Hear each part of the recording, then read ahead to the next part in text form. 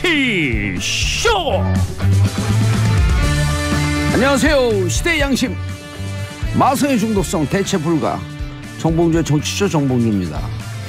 자, 지금 이 시각 여러분이 가장 많이 찾아본 실시간 검색어 입동 겨울의 시작이죠. 자, 전희경, 임종석 계속 올라오고 있고요. 트럼프도 올라왔습니다. 자, 이건희 건강 상태가 좀 많이 좋아지고 있다라고는 보도입니다. 그냥 보도입니다. 자, 그리고 김관진 전 국방장관 오늘 소환이죠. 내일 김태용 줄줄이 사탕입니다. 자, 천바 완바 툽 썸띵 영국 민중가요격인 노래고요. 험한 일이 닥쳐 무너지는 날이 오더라도 나는 당당하게 싸워 일어설 거야. 바이 BJ 듣고 일부 돌아오겠습니다. 정봉주의 정치쇼 1부 순서 들어가겠습니다. 뉴스 브리핑. 자, 최고의 기자 대한민국 사이버 사령부를 들었다 놨다 하는 하호영 기자 자리하셨습니다. 네, 안녕하세요. 한겨레 20일 하호영 기자입니다. 예, 한겨레 데일리로 있다가 쫓겨났어요. 20일로? 그런 말 막 해도 되나요? 쫓겨나지 않았습니다. 그럼 20일이 쫓겨나는 좌천자리는 아니에요? 아닙니다. 팀장 돼서 갔습니다. 팀장 돼서? 예. 근데 한겨레 하호영 기자는 안티가 많은데 팀장 시키나? 한겨레는 그런 회사예요? 첫 출연인데 너무 야박하신 거 아닌가요? 예. 자, 첫 번째 소식. 도널드 트럼프 미국 대통령이 불과 1시간 반 뒤 1시간 반 남았습니다. 예, 12시에 도착하나요? 예. 12시쯤에 에어포스 1 타고 오산 기지로 도착합니다. 오산. 예. 또 안민석 의원 그러겠네. 자기가 유치했다. 예. 그래서 일단 국빈 방문이고요. 첫 일정이 국빈 방문이에요? 예. 스테이트 비짓. 예. 일본은 오피셜 비짓이었잖아요. 그렇죠. 예. 국빈 방문은 꽤 오랜만입니다. 예. 조지 WBC 23년 만에. 그렇죠. 예. 첫 번째 일정이 좀 주목이 되는데요. 주한 미군 기지 캠프 험프리스 방문입니다. 캠프 험프리스 평택. 예, 평택. 뿅택. 미군의 해외 주둔지 가운데 가장 큰 규모입니다. 전 세계에서요. 예. 가장 큰 그렇다고 규모고. 우리가 주둔 비용 다 대고 있잖아. 땅. 무상 공유. 아예 지을 때부터 예. 100억 달러나 들었거든요. 예. 거기에 92%나 우리가 부담했습니다. 92억 달러. 예. 1억 달러 얼마죠? 1,000억. 예. 예? 그러면 10억 달러면은 1조. 예. 오, 그럼 한 8조를 된 9조를 10조를 된 거네요. 그렇죠. 92억 달러면. 네. 와, 10조면 우리나라 국방 예산인데. 그렇죠.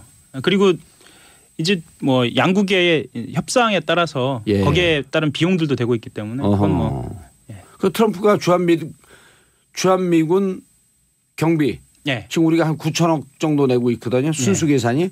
우리 땅 공유하는 거 무상 공유하는 거 다 계산 안 하잖아요. 그렇죠. 그것까지 계산하면 한 3조쯤 내는데 지금 우리가 1,001조쯤 내고 있는데 2조로 올리라는 거 아니에요? 그렇죠. 근데 무상 공유한 거 다 계산하면 우리가 돈 받아야 되는데 되래. 그러니까 트럼프, do you hear me? You should money back. 비즈니스는 일단 줘야 할 건 생각 안 하잖아요. 예. 받을 것만 생각하잖아요. 예. 저더러 그 주미대사나 특사 보내봐요. 트럼프한테 돈 다 뺏어오지. 그런가요? 그러면 내가 그 방송에서 여러 차례 얘기했잖아요. 특사 보낼 때 나 보내줘라. 네. 그럼 한반도 문제 해결한다.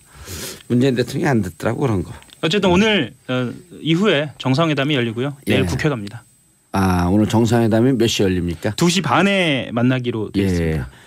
캠프 험프리 방문하는 게 무슨 의미가 있어요? 일단 이번 그 동아시아 5개국 방문에는 두 가지 주제가 엮여져 있는데요.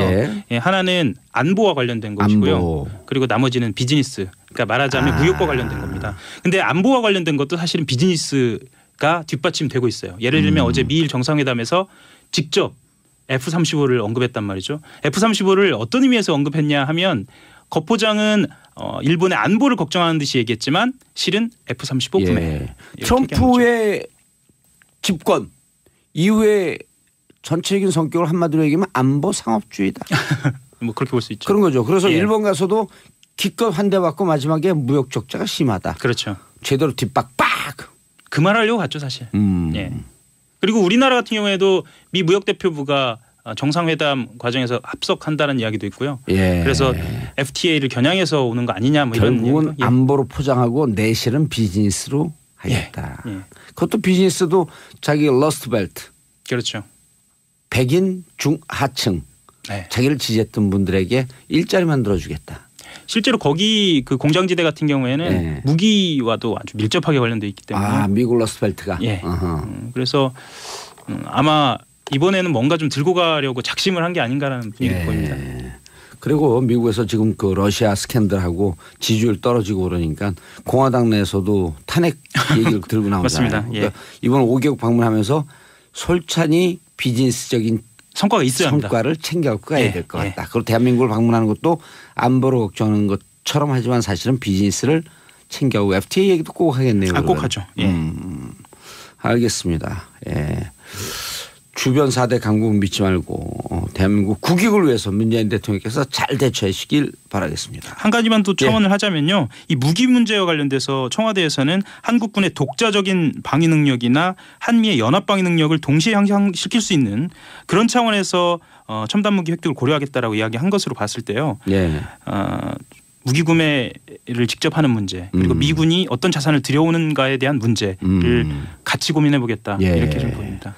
고민이 많습니다. 지금 청와대에서도. 예. 우리가 그 2015년에 서비스 수지 적자 예. 그러니까 상품 말고 서비스 수지 적자가 140억 달러 그러니까 한 14조쯤 된다고 그렇게 하는데 그 해 무기 구입이 80억 달러예요. 네. 8조. 우리가 무기 사는 것까지 하게 되면 대미 무역 적자가 심한 건데. 지금 말씀하신 거는 F-35 구매하고 무관한 겁니다. 그러니까 F-35를 구매하고 이제 지출이 되기 시작하면 또 엄청나지는 거죠. 그냥 또 10조가 되잖아요. 그렇죠. 와 어마어마하네. 자 다음 뉴스. 국정원 대선 개입 관련 검사들이 전원 구속. 줄줄이 구속이에요 지금. 그렇죠. 그렇죠. 예. 변창훈 검사 어제 목숨을 결국 사망했죠. 예. 어제 오후인데요. 예. 그 본인이 이 변호를 맡긴 그 변호인 사무실에서 예. 화장실에 가겠다라고 이야기를 하고요. 예. 투신해서 병원으로 옮겨졌습니다만 치료 중에. 예. 23기예요. 23기면 올해 검사장 승진한 윤석열 기수인데. 지검장하고 같은 사실 기수죠. 같이 이 하마평에 올렸는데 예. 이 국정원 경력 때문에 사실 밀려났다라는 이야기가 있었습니다. 예. 중앙지검장. 예. 서울중앙지검장. 이때 이 변창훈 지검장 됐으면 큰일 날 뻔했네요. 그렇다고 봐야겠죠. 그 정도 민정에서 거르는 능력은 있죠. 그런데 이렇게 될 줄 모르고 그런 나쁜 짓을 했을까요? 검찰 내부에서는 일단 분위기는 좀 뒤숭숭한데요. 예. 국정원 파견이라는 것 자체가 명령을 받고 가는 것이니까. 아니 근데 가서 예. 그 누구죠? 부산지검장? 그 장호중 지검장. 장호중 지검장. 그렇게 해갖고 수사를 네. 방해하기 위해서. 사실 노골적으로 방해했죠. 그러면 예. 그리고 남재준 국정원장이 지시했을 것이 뻔한데 예. 그렇게 하게 되면 검사들이 이렇게 하면 안 됩니다. 예? 그렇죠. 그런데 딱 보니까 남재준 이게 이제 막 그 박근혜 대통령 들어갔고 국정원장 되고 승승장구할 것 같으니까 저기 붙으면 출세해야겠네 이런 판단한 거 아닐까요? 아마 복합적이지 않을까 싶습니다. 이제 그 다만 이런 분위기가 있어요. 검찰 내부에서는 좀 너무한 거 아니냐라는 분위기도 있는데요. 사실 이건 너무한 게 아니고요. 그러니까 예. 너무한 게 아니다라는 말에서는 이제 수사를 좀 강하게 한 거 아니냐라는 이야기가 있는데요. 지금 수사를요. 근데 예. 댓글 수사 조작하고 방해하고 그런 거는 그건 역대급이잖아요. 그렇죠. 그러니까 이거는 단순한 수사 방해가 아니라 국기문란 행위에 그러니까 가담한 거거든요. 그렇죠. 이런 것에 대해서는 좀 일벌백계 하는 게 맞죠. 예. 일벌백계 아니라 이제 일벌백계 시작하는 거죠. 이제 시작입니다. 이제 조사하는 거예요. 그 검찰도 깜짝 놀란 거 아니야? 해도 어떻게 이렇게까지 할 줄 몰랐다. 예? 검찰 내부 분위기는 이렇습니다. 그러니까 일단 그 변 검사가 그렇게 된 것에 대해서는 예. 안타까워하고 안타깝지만. 그렇죠. 예. 뒤숭숭한 분위기지만 다만 지금 어떤 상황이냐면요. 검찰에서 처음으로 본인들이 인지 수사가 시작됐거든요. 그러니까 수사 방해 또 뭐냐면 특활비. 특수활동비. 예, 특수활동비 같은 경우에는 말하자면 수사에서 인지에서 출발한 지금까지의 박근혜 대통령이 이런 한 장 사적으로 쓴 적이 없다라고 이야기해온. 근데 특별활동 이걸 완전히 뒤집는. 특수활동비 받았잖아요. 그렇죠. 이제 끝났어요. 특수활동비는 뇌물에도 해당하고요. 그다음에 국고손실. 그렇죠. 특가법상 제5조 국고손실. 5억 이상이면 얼마죠? 10년 이상 무기징역까지. 네. 그 이재용 뇌물도 이미 300억이 됐잖아요. 그렇죠. 아하. 야, 무기 하면 어떻게 돼요? 2개면 2무기. 앞으로 수사 방향 어떻게 됩니까? 자, 앞으로 수사 방향. 일단은 적폐청산에 대한 그 분위기가 사그러들 수도 있다라고 검찰 내부에서는 본 것 같아요. 그런데 그렇지 않습니다. 사건이 너무 커요. 그렇지 않습니다. 그렇지 않고요. 그 아까 말씀드렸던 것처럼 특활비 문제라든가 아니면 이 수사방해 같은 경우에는 좀 철저하게 수사하자라는 분위기가 다시. 그러면 이건 국기문란이고 다시 이런 일이 반복되지 않기 위해서 역사를 되돌리지 않기 위해서 이번에는 검찰도 친정이든 뭐든지 간에 뼈를 깎는 고통 속에서 적폐청산 수사를 해야 합니다. 맞습니다. 라는 분위기가 더 지배적이죠. 예, 더 지배적입니다. 하지만 이제 일단 한번 좀 뭐랄까요, 차질이 불가피하다라는 측면에 대해서는 쉼표 정도 찍고 가는 그런 분위기는 합니다. 아니 변창훈 검사가 저렇게 된 건 안타깝지만 안타깝습니다. 그건 맞습니다. 그 전에 또 국정원 소속의 강원도 갖고 목숨을 끊은 정보 변호사가 있잖아요. 다 안타까운 일이지만 그들이 했던 그리고 그분만 사망하게 되면 공소권 없으면 끝나지만 장호중인가요? 있잖아요. 또 이재용이 있잖아요. 그렇죠. 계속 가야죠. 박수를 좀 보내줘야 합니다. 알겠습니다. 자, 샵 1035 짧은 문자 50원 긴 문자 100원 5574님 하호영 기자 반갑습니다. 하 기자님 팬도 있어요? 1614님 하 기자님 정말 팬입니다. 올림머리 취재 위해서 비싼 컷도 하시고 요즘 방송도 하셔서 궁금했는데 자주 나와주세요. 자주 나오기 좀 힘들었었어요. 한때 안티들이 많았고. 그런 얘기 자꾸 하셔도 됩니까? 첫 방송인데 처음 나왔는데. 그러면 그걸 해줘야 돼요. 그래야지 안티한 분들이 반성해요. 우리가 너무 이렇게 침소봉대한 거 아닌가? 아닙니다. 반성할 일은 아니시고요. 좀 그렇게 생각하지 않습니다. 그렇죠. 알겠습니다. 자, 그 담배값 인상 효과 끝. 흡연율 다시 40%대로. 2015년이죠. 2015년에 2,000원씩 올랐습니다. 그래서 주변에서는 너도 끊자라는 이야기들이 많았어서 근데 퍼센테이지로 따져보면 40%대에서 30% 후반대로 떨어진 정도였어요. 2, 3% 정도? 그 정도 떨어진 정도였는데 그것마저 이제 복귀했다는 겁니다. 그래서 주변에 보시면 요즘 아마 또 그 담배를 피우는 분들은 그게 또 다양해졌잖아요. 전자담배도 그렇고 이렇게 태우는 담배도 그렇고. 전자담배 또 세금 문제 때문에 빨리 대책을 세워야 되는데 다 해외로 빠져나간다는 거 아니에요, 수익이? 뭐 그렇기도 하고요. 그래서 이제 조금만 구체적으로 말씀을 드리면 어제 발표한 건데요. 보건복지부하고 질병관리본부가 전국에 이제 1만 명 대상으로 조사한 결과예요. 보면은 그럼 저거 뭡니까? 데이터 수가 많네 1만 명이면. 물론 표본오차는 있죠. 그것까지는 지금 나와 있지는 않고 어쨌거나 2014년에는 43%였는데 2015년에 30% 후반대로 빠졌다가 다시 40%대로 복귀한 겁니다. 알겠습니다. 그리고 조세 회피처 무슨 보도죠? 인터넷 매체 뉴스타파가 보도를 한 겁니다. 뉴스타파가 이번에 공동조사가 들어서 전 세계 한 60개 매체가 조사다. 공동조사입니다. 국제탐사보도 언론인연합회 있거든요. 탐사보도에 좀 재능이 좀 또 있으신 거 아닌가요? 또 누구 저요? 저는 탐사 보도한 걸 갖고 보도를 하죠 제가. 거기서 나온 자료를 보면요. 그 버뮤다의 로펌 애플비라는 곳에 있는 기록입니다. 1950년에서 2016년까지 조사의 회피처 기록에 한국인이 232명이나 있다. 232명. 그 중에 이제 한국 주소를 기재한 사람이 197명이고요. 법인이 90개나 됩니다. 이 중에는 중견기업도 있고요.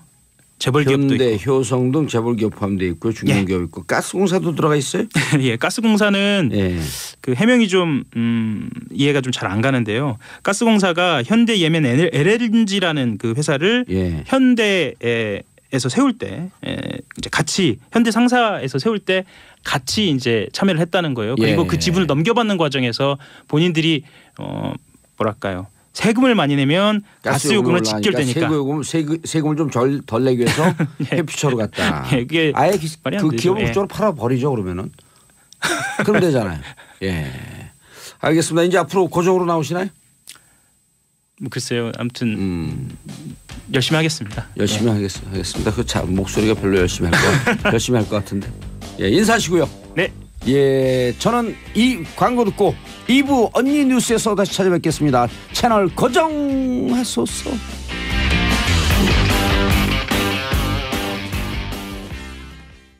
정봉재 정치쇼 2부 순서 들어가겠습니다. 자, 오늘 날이 꾸물꾸물해요. 네. 꾸리꾸리해요.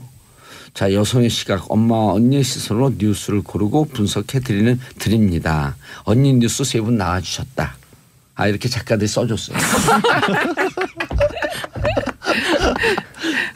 자, 최민희 의원님 자리하셨습니다. 안녕하세요. 예, 양지열 변호사님 네, 자리하셨습니다. 안녕하세요, 양지열입니다. 원래 목소리대로 하세요. 네, 안녕하세요, 양지열이에요. 고란 사이. 네, 안녕하세요. 고란입니다. 고란. 예, 중앙일보 고란 기자님. 근데 저희가 버스하고 택시는 다 잡은 것 같아요. 그래요? 동시간대. 동시간대 절대 강자. 이제 버스하고 택시 타면 다 틀어놓는데 10시에. 근데 그건 당연한 결과예요. 왜냐면 10시에 시사하는 데가 우리밖에 없어. 아, 그래요? 예. 하나도 없어요. 제가 좀 이따 4부 할 때 택시 타고 가면서 라디오 어떤 거 나오는지 들어볼게요. 아니 4부는 재미없어서 안 들을지도 몰라요. 4부 밖에 기다리실 텐데. 아, 그래요? 4부 재밌어서 들을 것 같아요. 아니 근데 진짜 점점 많아져 이게. 근데 택시. 다행히 안 오셨어요. 사부 아직. 오면서 듣고 있어 지금. 어머 어떡해.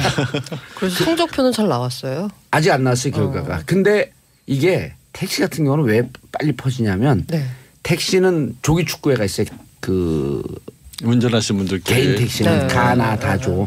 쉬는 날 조기 축구 하거든요. 배드민턴도 하고 산도 하고. 그러니까 말이 금방 퍼져. 그리고 또 버스도 옛날에는 막 틀어줬는데 요즘은 그 기사님만 듣게끔 이렇게 조그맣게 트는데 그 막 항의 전화를 받는데요. 항의를 받는데 왜 빨리 크게 안 트냐고. 우리도 듣게. 그래서 예. 제가 택시 타서 타고 나서 말을 안 해요. 기사분들이 목소리 알아들으실까 봐. 예. 괜히. 그 정도는 아닐 것 같은데. 나승준님, 봉도사님 게스트 소개할 때 완전 초딩같이 놀리면서 소개하시네요. 꾸준히 꾸준히 그렇게 하시라는 듯? 그렇게 하고 있다라고 하는데 이제 이런 분들이 잘 아는 분들이에요. 왜냐하면 그러지 않으면 게스트 분들이 각인이 안 돼.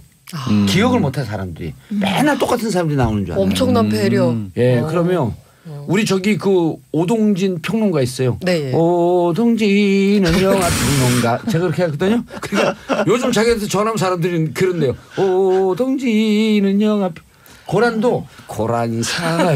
이제 좀 있으면 남편이 전화할 때도 그럴걸. 고란사.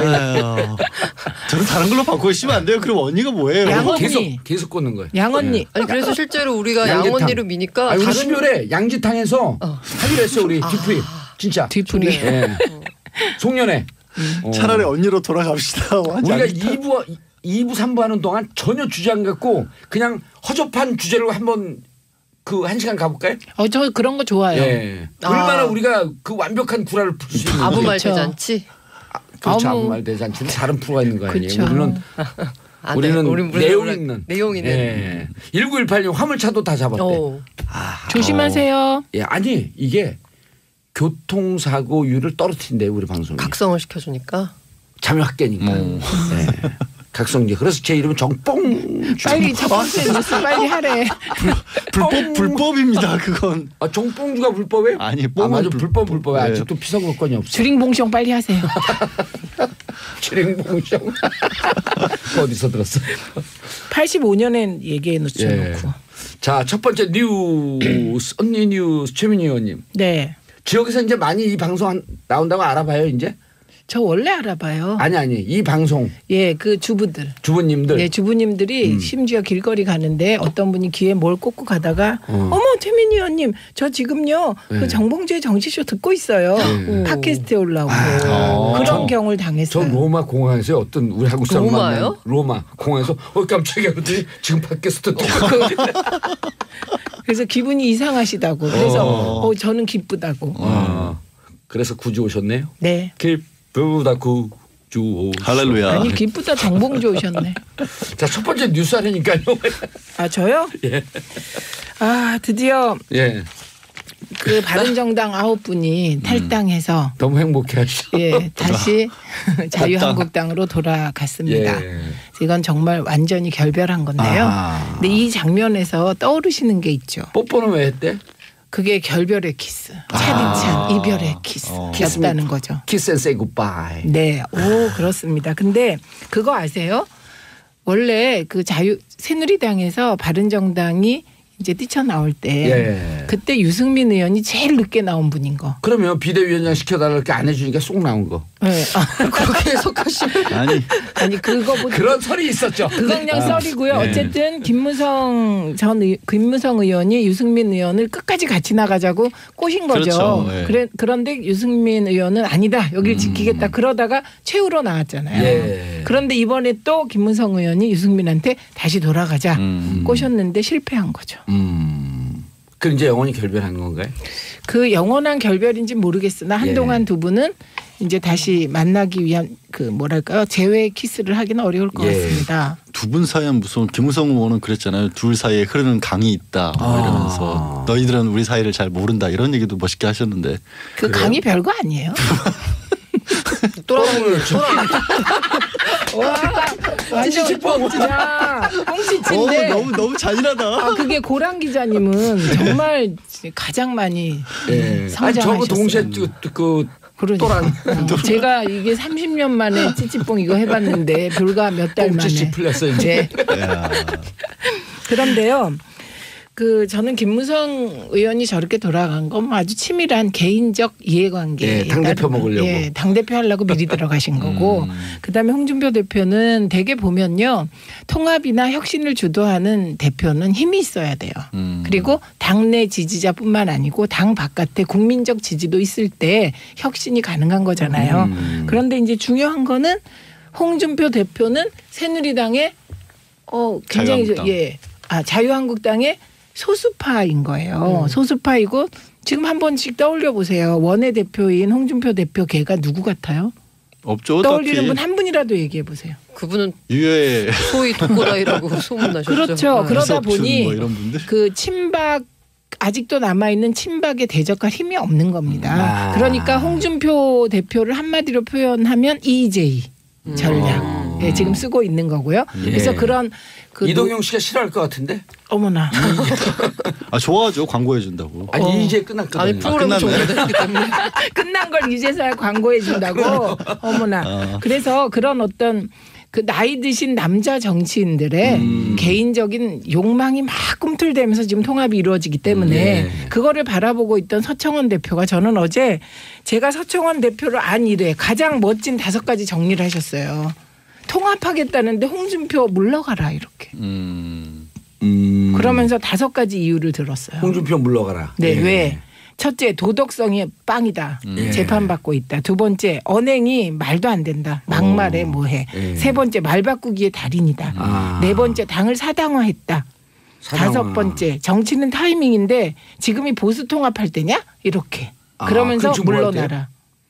지금은 그냥 각자 찢어져서 인고의 세월을 보낼 때죠. 지금 반성할 때다. 네, 반성할 때다. 그리고 근데 이제 서청원 의원은 반성할 게 없다고 생각하잖아요. 네, 그러니까 이분은 아직 자유한국당이 본진을 튼튼하게 만들지도 못했는데 추스리지도 못했는데 무슨 또 배신자들을 받아들이냐 이렇게 얘기를 한 것이죠. 그 박근혜 전 대통령 출당시킨 것도 가처분 신청했잖아요. 157명 그렇죠. 새누리당 당원들이. 근데 서청원 의원이 그렇게 얘기를 한 거는요. 사실은 본인이 그러니까 본인 입장에서는 어쨌든 김무성 의원이 왜 들어온지 알잖아요 또. 그렇죠. 그러니까 사실 지난번에 누가 그러셨지? 친박계에서는 또 김무성 의원 들어오면 우리는 뭐 친박으로서 박 전 대통령 탄핵에 책임이 있다면 김무성 당시는 지난 총선을 해서 자유한국당 그때 새누리당이었죠.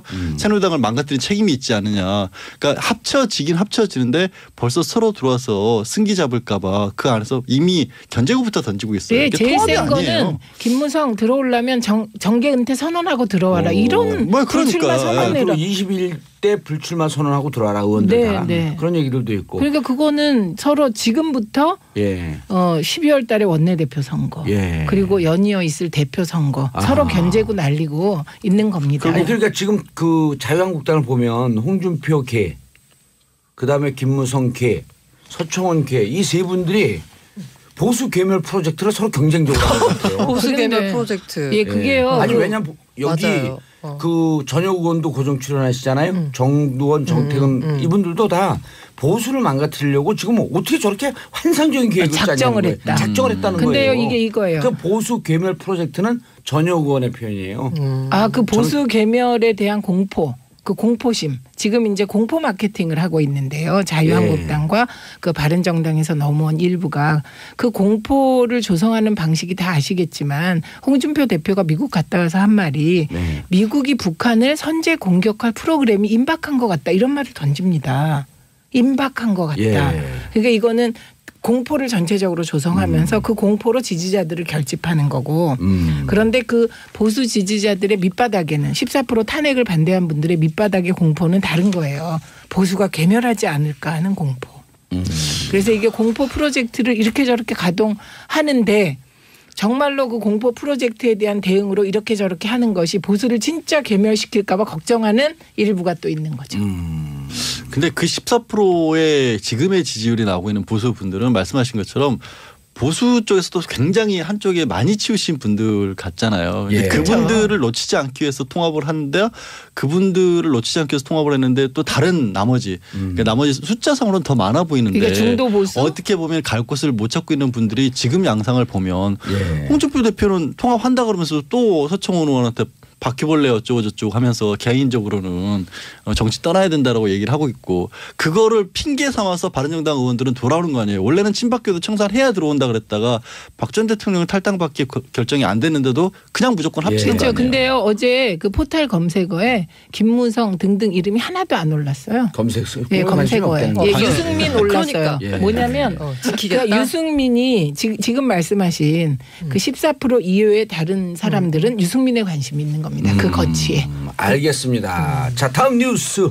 네. 예. 이인규 전 중수부장이 버지니아에 있다라고 합니다. 이인규 전 중수부장은 누구냐면 많이들 나왔지만 노무현 전 대통령 수사를 할 때 중수부장이었고 국정원이 이른바 그 논두렁 시계라고 하죠. 시계를 논두렁에 버렸다라는 얘기를 언론을 통해서 흘리게 한 장본인이다. 국정원으로부터 그 정보를 받아서 이거 별 내용 아니고 수사에도 도움 안 되니까 그냥 창피 주는 용도로 쓰자라고 해서 약간 허위 사실을 가미해서 유포를 시키게 한 장본인인데 희한하게 이 양반이 미국에 가버리신 거죠. 우리도 몇 차례 여기서 방송에서 얘기를 했었죠. 안 보인다 안 보인다 했었는데 좀 교민들이요. 그 현상 수배 걸었어요. 300불. 네.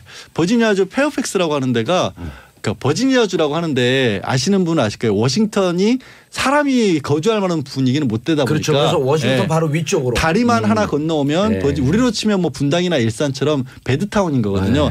그쪽에서 봤다. 그리고 쇼핑몰에서 쇼핑하는 모습도 봤다. 그리고 부인으로 추정되는 50대 여성과 함께 있었다라고 하고요. 거기 빤한데? 예, 빤하죠. 교민들이 너무 많이 살아요. 너무 많이 거기. 살고 그 교민들 그 분위기가 70년대 후반, 80년대 초반 우리 그 이렇게 좀 약간 변두리 분위기 같은 그 환경이 그대로 있거든요. 그리고 생각보다 부촌이에요. 부촌이에요? 부촌이고 교민들만 전용으로 가는 그 큰 마트 같은 것도 있고 해서 한국 사람 큰 마트가 그냥 거기서 큰 마트 여기서 조그만 마트. 그렇죠. 미국 아까 상대적으로 우리끼리 가는 데네. 한국 근데 사람들 그러면 가는 이미 데인데. 지금 기자들이 버지니아로 출동해 계시고 아니 그러니까 워싱턴 쉬운 게 워싱턴 특파원들이 특파원들이 있으니까. 많으니까. 네. 근데 이분이 문제는 관광 비자를 갖고 가서 그러니까 8월 관광- 25일자로 출국한 걸로 나오거든요. 그러면 이제 곧 제3국으로 가지 않으면 미국에 체류할 수가 없는데 돈을 한 $10,000을 현금으로 가지고 가셨대요. 6개월인가 달라면 그런 비자면. 그리고 저거요. 관광 비자 한 3개월이 90일이고요. 네, 90일. 네, 그 이인규 전 중수부장 돌아오게 하는 거 간단해요. 제가 지명수배하면 바로 와요. 예? 지명수배. 예, 지명수배하고 현상금 걸잖아요. 그럼 그 교민들 제가 왜냐면 거기 버지니아 거기가 공적으로 지명을 하는 게 아니 아니라 버지니아 거기가 지금도 봉도사발 지금도 지명수배. 세월호 가족들이 네. 세월호 그 진상을 밝히라 그러면서 지금도 매주 토요일 집회를 피켓팅을 하고 해요. 있어요. 버지니아고 그래 저 가서 피켓팅을 했어요. 저도. 네. 근데 지나가다가 정세현 장관 손자 초등학교 1학년 학생 저를 본 거예요. 정세현 장관. 네. 손자인지 어떻게 알았어요? 자기 아니, 아빠하고 손자가. 할아버지하고 TV 나온 걸 봤는데 약간 눈썰미가 있으니까 TV에 나온 저 사람이 와서 데모하고 있네. 그래서 정세현 장관한테 전화하고 정세현 장관이 제가 미국에 있는데 여기서 전화가 왔어요. 그러니까 왜 미국까지 가서 저는 데모를 하세요? 똑같아요. 그래요? 네. 똑같아요. 그래갖고 하여튼 그런 상황입니다. 그런 상황인데 아직 정식 수사는 착수를 안 했어요. 그래서 이분이 뭐 피의자다 내지 수배 중이다 이렇게 얘기할 수는 없는데 국민 수배요. 뭐 국민 수배는 말씀하신 대로 300만 달러였던 거예요. 현재 300달러. 300달러. 창피해 죽겠어요. 너무 싸다. 한 100달러 기부. $1,000 현상금 내건 단체도 있습니다. 단체도 근데 있어요. 참고인 조사는 가능한 거잖아요. 아니, 그러니까 참고인이라고 하는 거는 범죄자로서 부르는 게 아니라 네. 증인으로서 부르는 거기 때문에 당시 일이 어떻게 되는지를 확인하기 위해서 부를 수 있는데 참고인은 수배하는 게 아니 아니거든요. 우리가 현상 수배하면서 이렇게 하는 거예요. 우린 이인규가 보고 싶다. 사주죠. 아니 국민은 참고인도 수배할 수 있어요. 아니 그러니까 우리가 수배하는 거예요. 그래갖고 왜 수배했냐 그러면 왜 보고 이거 싶어서. 명예훼손 보고 싶다. 네. 아니 궁금한 게 있는데요. 국정원 개혁위에서 7월 조사 때 이인규 이분이 논두렁 시계 보도 관련해서 다칠 사람이 많다라고 말했다고 보도가 됐었거든요. 네. 그러면 이게 출국하기 전에 이분을 출국 금지를 시킨다고는 할 수 있는 방법은 없는 건가요? 법적으로는? 수사와 관련해서 그때는 그렇게 그때는 현상이 안 말씀하셨어요. 올랐기 네. 때문에 할 네. 수가 없었죠. 그리고 네. 지금도 예를 들어서 지금 아까 좀 전에 얘기했던 것도 서청원 의원 얘기할 때도 홍준표 대표 녹취록을 본인이 갖고 있다라는 식으로 얘기를 했지만 강제 수사는 못하는 거거든요. 네. 실제로 그게 있는지 없는지는 그냥 본인의 말일 뿐이기 때문에 혐의점이 없이 그렇게 막 불러다 할 수는 없는 거죠. 그리고 갑속에 든 칼이에요. 지금 이런 거 전부 녹취록도 그렇고 이인규 막 내가 뭔가 엄청난 거 내가 갖고 있을 듯이 꺼내면 진짜 아무것도 그럴 아니야. 때 겁나는데 꺼냈을 때 어떨지 우리가 모르죠. 최근 불행한 사태이긴 하지만 일련의 상황을 보면 칼을 갖고 무소불위의 권력을 휘두르던 사람들이 그 칼을 놓쳤을 때 얼마나 떨고 있는지 알잖아요. 네? 아, 사실은 별거 없을 수도 있다. 누구 이인규요? 예, 예. 노래를 불러야죠. 인규가 그리울 때 인규 사진 꺼내들고 보고 싶다 인규야. 국민 수배령을 내립니다. 아직 안 내렸어요. 저 함부로 내리지 마세요. 그거. 왜냐면 안 돈을 내렸어요? 일단 돈을 걸고 실질적으로 하면 그 돈을 줘야 돼요. 근데 지난번에는 그 우병우 때요. 네. 수배를 걸었는데 우병우 그냥 바로 나온다 그래갖고 1,800만 원 모였는데 그 1,800만 원 촛불로 갖다 줬어요. 그래서. 아 맞다 그때 저 돈이 도사님 됐구나. 전화번호도 공개하고 그랬었죠. 그러면 막 아예 하루 만에 휴대전화. 1,800만 원 들어왔다니까. 어. 현상금 모집합니다 그랬더니. 그러면 봉도사님이 수배령을 내리는 순간 이인규 전 중수부장은 자동 출두하는 건가요? SNS 상에 사진이 계속 올라와요. 창피해서 못 버텨요. 그럼요. 근데 거기 원래 버지니아가 예. 교민들이 무척 보수적이거든요. 네, 예. 근데 세월호 이후에 그다음 촛불 이후에 달라졌어요? 무척 달라졌어요. 우리 교민들 너무 자랑스러워요. 아우 SNS 수배령 때리면 정치인들 엄청 좋아하겠다. 홍홍홍 홍홍홍 쥐표. 그보다 악플이 났다? 자 다음 뉴스. 고란 네, 기자님 네. 방청객 못 옵니까? 아니 저는 이 뉴스를 보면서 예. 저게 과연 무슨 의미가 있나라는 이런 생각을 했는데 아까 예. 자유한국당의 이 분열이라고 해야 되나 이것도 도대체 이게 국민들한테 무슨 의미가 있나라는 생각이 들었는데요. 오늘 이 뉴스도 그런 비슷한 뉴스인데 어제였는데요. 예. 이게 그 국감이 마무리 국면에 있는데 오늘이 마지막 날이라고 합니다. 예. 근데 어제 상임위가 열렸는데 그때 운영위 국감이 열렸거든요. 근데 운영위 국감은 청와대를 대상으로 하는 거고 그러다 보니까 이 야당 쪽에서도 소위 말하는 에이스들, 뭐 예. 지도부들 이런 사람들이 나와서 국감을 하고 청와대를 대상으로 하는 거니까 얼마나 날을 세우겠어요. 예. 그런데 이 날을 세우는 지점이 이 전희경 자유한국당 의원이란 분이 임종석 실장에게 전대협의 강령을 보면 반미 민중에 근거한 진보적 민주주의를 밝히고 있다. 청와대에 들어간 전대협 인사들이 이 같은 사고에서 벗어났다고 볼 수 있는 근거가 없다. 라면서 갑자기 전대협을 들먹이면서 임종석 실장에게 얘기를 했어요. 예. 그랬더니 또 임종석 실장도 그냥 그에 대해서 뭐 이런 국감 자리에서 그런 얘기를 하는 게 맞느냐라고 그냥 조용히 차분하게 대응하셨으면은 제 생각엔 뉴스가 묻혔을 것 같은데 오히려 임종석 실장이 전대협 의장 출신이시거든요. 매우 모욕감을 느낀다. 그게 질의인가? 라면서 흥분을 하셨습니다. 머리칼을 쥐어 뜯으면서 거의 그 흥분하는 모습이 사진을 그래서 찍으셨죠. 육공화국 때 광주를 짓밟고 민주주의를 짓밟을 때 어떻게 살았는지 제가 보지 않았다. 그렇지만 민주주의를 위해서 나는 열심히 노력하며 살았다. 전 의원이 그렇게 말할 정도로 부끄럽게 살지 않았다라면서 흥분하셨거든요. 아니 그건 뭐 다 사실인데. 네. 예, 근데 전희경 의원은 몇 살인가요? 9학번이니까 40대 초반 정도 됐죠. 9학번이면 75년생쯤 되는 거죠. 네, 근데 사실 제 참고로 저는 97학번인데요. 네. 그렇게 보이진 않겠지만 오늘 왜 이러세요?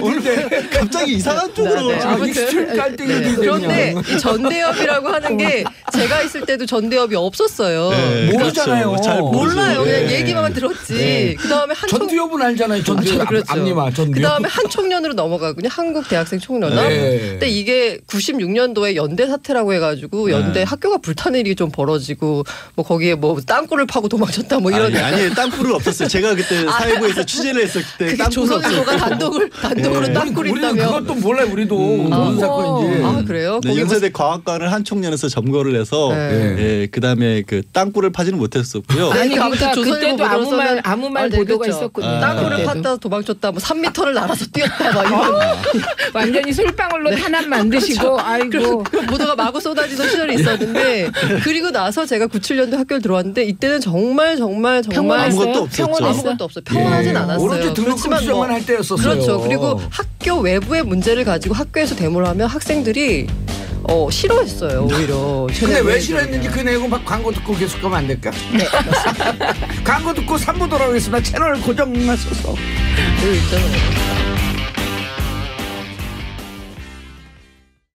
정봉재 정치쇼 3부 순서 들어가겠습니다. 아까 대화하는 거 왜 싫어한다 그랬죠?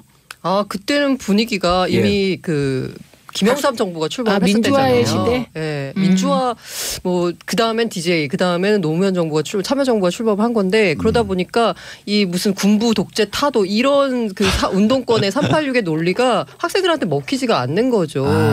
소위 그때 말한 게 뭐 정치 학생 운동이 이제는 종언을 구하던 시절이었다. 그렇죠. 그러다 보니까 그 학생들도 그 운동하는 애들에 대해서 별로 이렇게 반감을 약간 가지고 있었고 운동이라고 한다면 우리의 권리 학생 그래서 등록금 투쟁이 그렇죠. 그때 활발히 일어났던 활성화됐었던 거죠. 네. 때죠. 아니 네. 근데 분위기가 지금 임종석 그 실장이 몇 살이죠?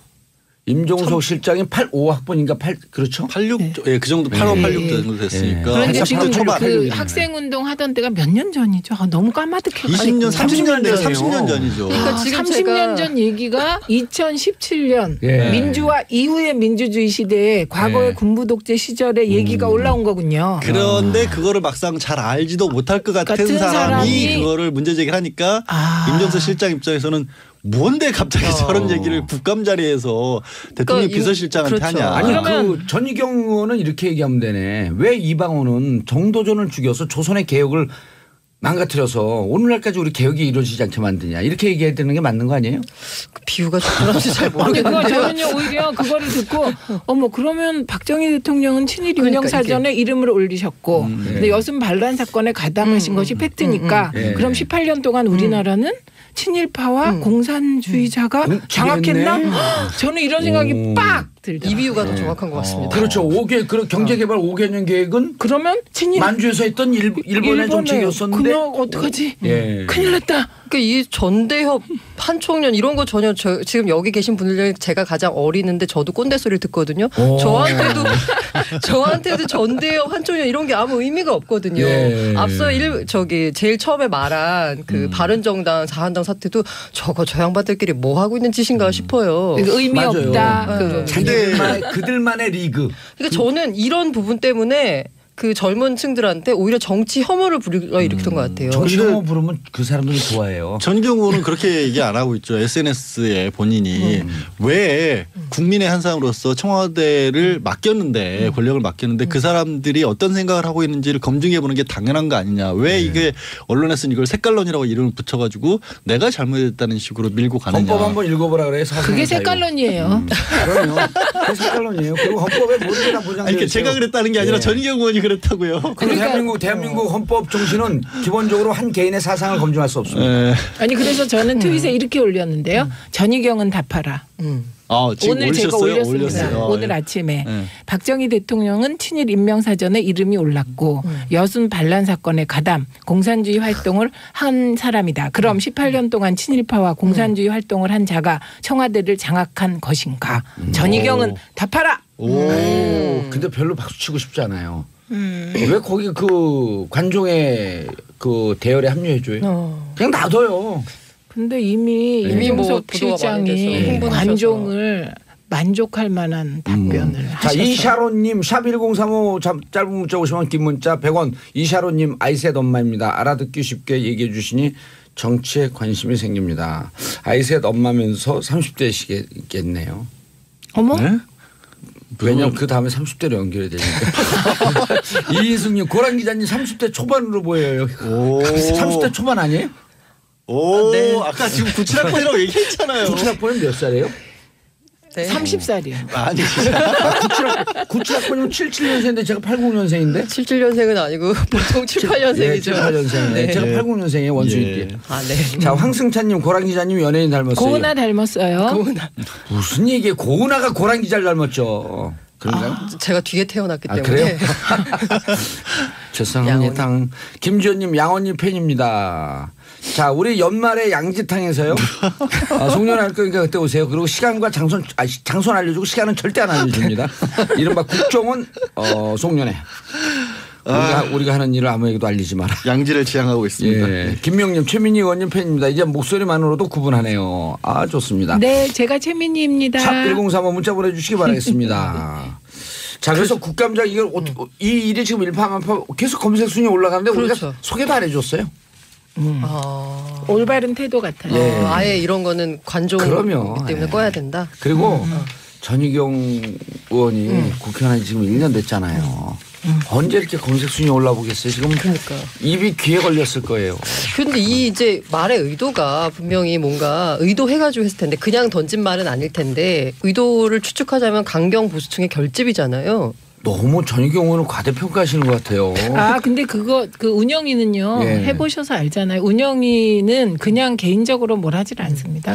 근데 과연 이게 효과가 있나 싶어요. 아니 효과가 있겠죠. 없어도 괜찮은 저는 효과가 거죠. 있어요. 왜냐하면 홍준표 대표 본인도 청와대에 들어가 있는 사람들 좀 근데 주사파 그런- 이런 얘기를 했었고, 근데 문제는 아까 잠깐 나왔듯이 그 효과가 너무 극소수에 달하는 효과라는 그러니까 거죠. 그 14% 모아서 결집해봐야 네. 선거에서 이길 수가 없는 거잖아요. 아니죠. 그래도 14%는 꼭 잡고 있겠다. 이 사람이 잃은 게 많아질수록 손에 가진 게 더 아쉬워 보이는 거죠. 그거 하나를 못 놓는 뭔가를 거거든요. 놓아야 새로 잡을 수 정치의 있는데. 기본. 네. 예, 산토끼 잡으려다 집토끼 놓치지 마라. 그러니까 예, 그러니까 집토끼 전략인 겁니다. 근데 지금 잡고 있는 걸 놓지 않으면 새로운 걸 잡지 못하는 못 거예요. 놓는다는 거 아니에요. 근데 새 새로운 의원님이. 건 무망하죠, 사실. 음. 홍준표 대표에게 그 집토끼들 빼고 산토끼들이 가서 어머 이렇게 좋아하겠습니까? 근데 그러면 지금 최 의원님 말씀이나 고 기자님 말씀을 종합하면 점점 그 폭이 좁은 태로 거기서 끝날 수밖에 없는 그러니까요. 정치를 하고 있는 거잖아요. 전희경 의원도 그렇고 마이너스 정치. 마이너스. 그 저는 뺄셈 정치. 전희경 의원의 발언을 보면서 그 모 분이 해준 말씀이 생각나는 게 예전에는 정치를 소위 말한 우리 사회 인류들이 제일 똑똑하고 능력 있는 사람들이 하려고 했는데 지금은 정치를 이류들이 한다. 아니에요. 넘버 3. 그 정치가 저도 정치가 그렇게 중요하지 않다라고 생각했었거든요. 사회 시스템이 있기 때문에 예. 대통령이 누가 되든 우리나라가 뭐가 이렇게 달라지긴 했는데 정말 다르더라고요. 달라지죠 그러면. 그리고 지금 정치인들 저렇게 똥볼을 있는 대로 차도 관계없어요. 왜냐하면 위대한 국민이 있으니까. 그래서 정치의 중요성을 알게 돼서 아니 우리 지난 9년 동안 지금 적폐가 나오는데 이게 역대급이잖아요. 이 전 세계 어느 나라도 이게 아프리카의 이 문맹률 90%에 달하는 독재 국가에서도 이렇게 못하거든요. 근데 9년 동안 나라가 안 망했어요. 그걸 국민 다행으로. 때문에 그런 거예요. 위대한 국민 근데 때문에. 반대로 생각하면 그만큼 좋은 정치인들이 좋은 그 뭐 행정가들이 일을 했다면 우리나라가 얼마나 더 훨씬 더 좋아질 수 발전했을까. 있을 근데 그 좋은 행정가들이 이렇게 방송에만 앉아 있으니 어떻게 해요? 누구 얘기하시는 거예요? 그 두 명씩이나. 누구 얘기하시는 거예요? 깜짝이야. 최민희 의원님, 네. 김재철 전 MBC 사장 피의자 예, 신분으로. 김재철 전 사장이 드디어 예. 네, 검찰의 피의자 신분으로 예. 나가게 됐는데요. 그래서 그 요즘 MBC 앞에 요즘 그 동요가 울려 퍼진대요. 떴다 김재철 나라라. 다 들어가라. 근데 제가 국회에 있을 때 김재철 방지법을 발의했습니다. 그래서 그때는 우리가 공영방송 정상화법을 만들면 전부 제목을 김재철 방지법. 이런 분이 다시 나와서 안 된다. 예, 이런 겁니다. 근데 이제 김재철 전 사장은 방송 장악의 행동 대장이었다는 평가를 받고 있습니다. 이 말은 본인이 스스로 자체 발광으로 방송 장악한 게 아니다. 조인트 맞고 한 거다. 그렇죠. 그 얘기입니다. 그런데 본인은 이제 국정원과 MBC 정상화라는 명목에 방송 장악 논의를 한 것으로 지금 혐의를 받고 있는데요. 이건 결국 직권남용 혐의로까지 이어지는 겁니다. 방송법 위반은 물론이고요. 국정원법 위반까지도. 네. 그런데 국정원 아닌데? 그러니까 직원이랑 같이 했으니까 공범으로. 네, 공모. 공모. 네. 공동 정범. 예. 네, 그리고 방송법은요, 방송의 자유와 독립을 지키는 법입니다. 근데 방송의 자유와 독립을 지켜야 하는 공영방송 사장이 국정원 직원과 모의해서 방송 장악을 했다면 이게 최소한 국정원법, 방송법, 그다음에 공무원법 위반, 공직자 어쩌고 위반 이렇게 되는 겁니다. 방송의 자유와 독립을 독립을 지켜야 할 뿐이 네. 방송의 독재와 예속을 지켰네요. 그렇죠. 네, 행동대장이 된 겁니다. 그런데 힘은 안 세 보일 것 같은데. 그러니까 조인트를 맞죠. 때리는 게 아니라. 1승. 의문의 1승. 네. 그런데 김재철 전 사장은 혐의를 전면 부인하고 있습니다. 우선 국정원 직원 안 만났다 이렇게 얘기하고 있고요. 문건도 본 적이 없다고. 국정원 직원은 만났다 그러는데. 네, 부인하고 있습니다. 그런데 여기서 또 재밌는 일이 벌어졌습니다. 김우룡 전 방문진 이사장이 다 했다 이런 식으로 김재철 전 사장이 얘기를 하니까 만난 것도 김우룡, 문건을 받은 것도 김우룡 이런 식으로 김재철 전 사장이 혐의를 떠넘기니까 김우룡 전 방문진 이사장이 한마디 했습니다. 네 말을 누가 믿겠나. 팩트 폭력. 그런데요, 그 김재철 전 사장이 이렇게 우기는 데는 요만한 꼬투리가 있습니다. 그건 뭐냐면 그 김재철 전 사장이 사장으로 취임한 이후에 그때 이분이 인사를 했습니다. 그런데 이 사람은 MBC 출신이잖아요. 그 MBC 출신 사장이 MBC에 가면 그래도 후배들 다 알잖아요. 그러니까 나름 탕평 인사를 하려고 탕평안을 만들었던 것으로 추정이 됩니다. 그런데 이제 김재철 사장이 2010년 2월 26일에 선임되거든요. 그러니까 2007년 12월에 정권이 바뀌었는데 2010년에 2월 26일에 김재철이 선임됐으니까 그 사이에 MBC는 이제 그 엄기영 사장 체제였던 것이거든요.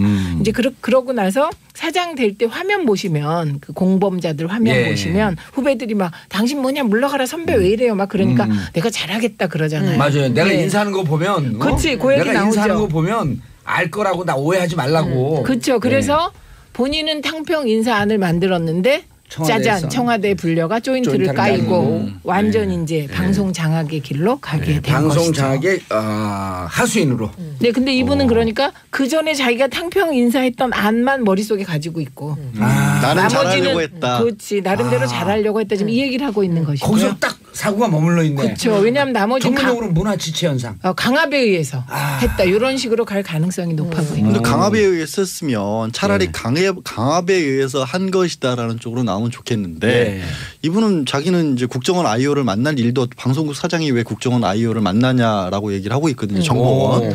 근데 아시겠지만 이제 언론사에는 기본적으로 파견이 나가 있잖아요. IO가 나한테 압박을 했기 때문에 어쩔 수 없었다 이렇게 차라리 그렇게 가야 되는데 아마 그 생각을 하는 것 같아요. 지금 그게 벌써 7년 8년 전이잖아요. 객관적인 증거가 없을 것이다라는 생각을 하는 것 같아요. 진술 말고는. 그런데 그걸 잘 모르고 있는 거예요. 국정원의 모든 행동이나 모든 관련 서류나 모든 것은 보관되게 돼 있어서. 그러니까 그거를 한마디 드릴까요? 국정원에서는요. 숨소리도 녹음이 돼요. 원래 녹음하면 숨소리 같이 하잖아요. 숨소리도 녹음이 된다 그래요. 그 표현을. 국정원에서. 제가 국정원 출신이에요. 우선 모든 싸움을 할 때 국정원 출신이세요? 모든 싸움을 할 때. 여기서 국정원은 학원 이름. 모든 싸움을 할 때 첫 번째 36개부터잖아요. 근데 우리 저기 이 김재철 이분한테 1도 2부 300을 알려줘야 되는데. 그러면요. 1도 우선 도망가야 돼요. 검찰에서 부르면 2부 들어가서는 무조건 부인해야 돼요. 그 300 세 번은 백을 찾아야 돼요. 근데 이분은 도망 안 갔죠. 들어가서 부인하는데도 좀 어설퍼. 그러니까 누가 한번 좀 이따 까줘야 돼 또. 부인 제대로 하라고. 근데 300 거기 붙을 백이 없어요 지금.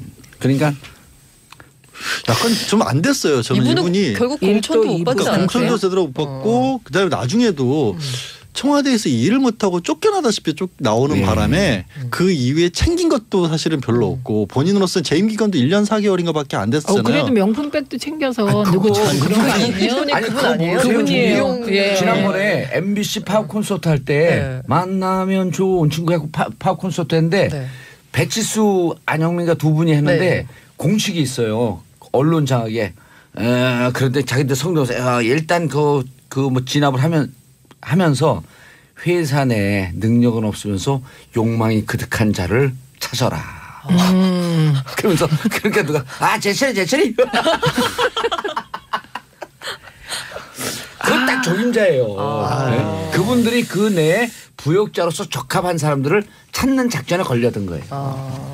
근데 이 얘기하니까 생각나는 분이 있어요. 2008년에 MBC보다 KBS를 먼저 장악했습니다. MB 정부가.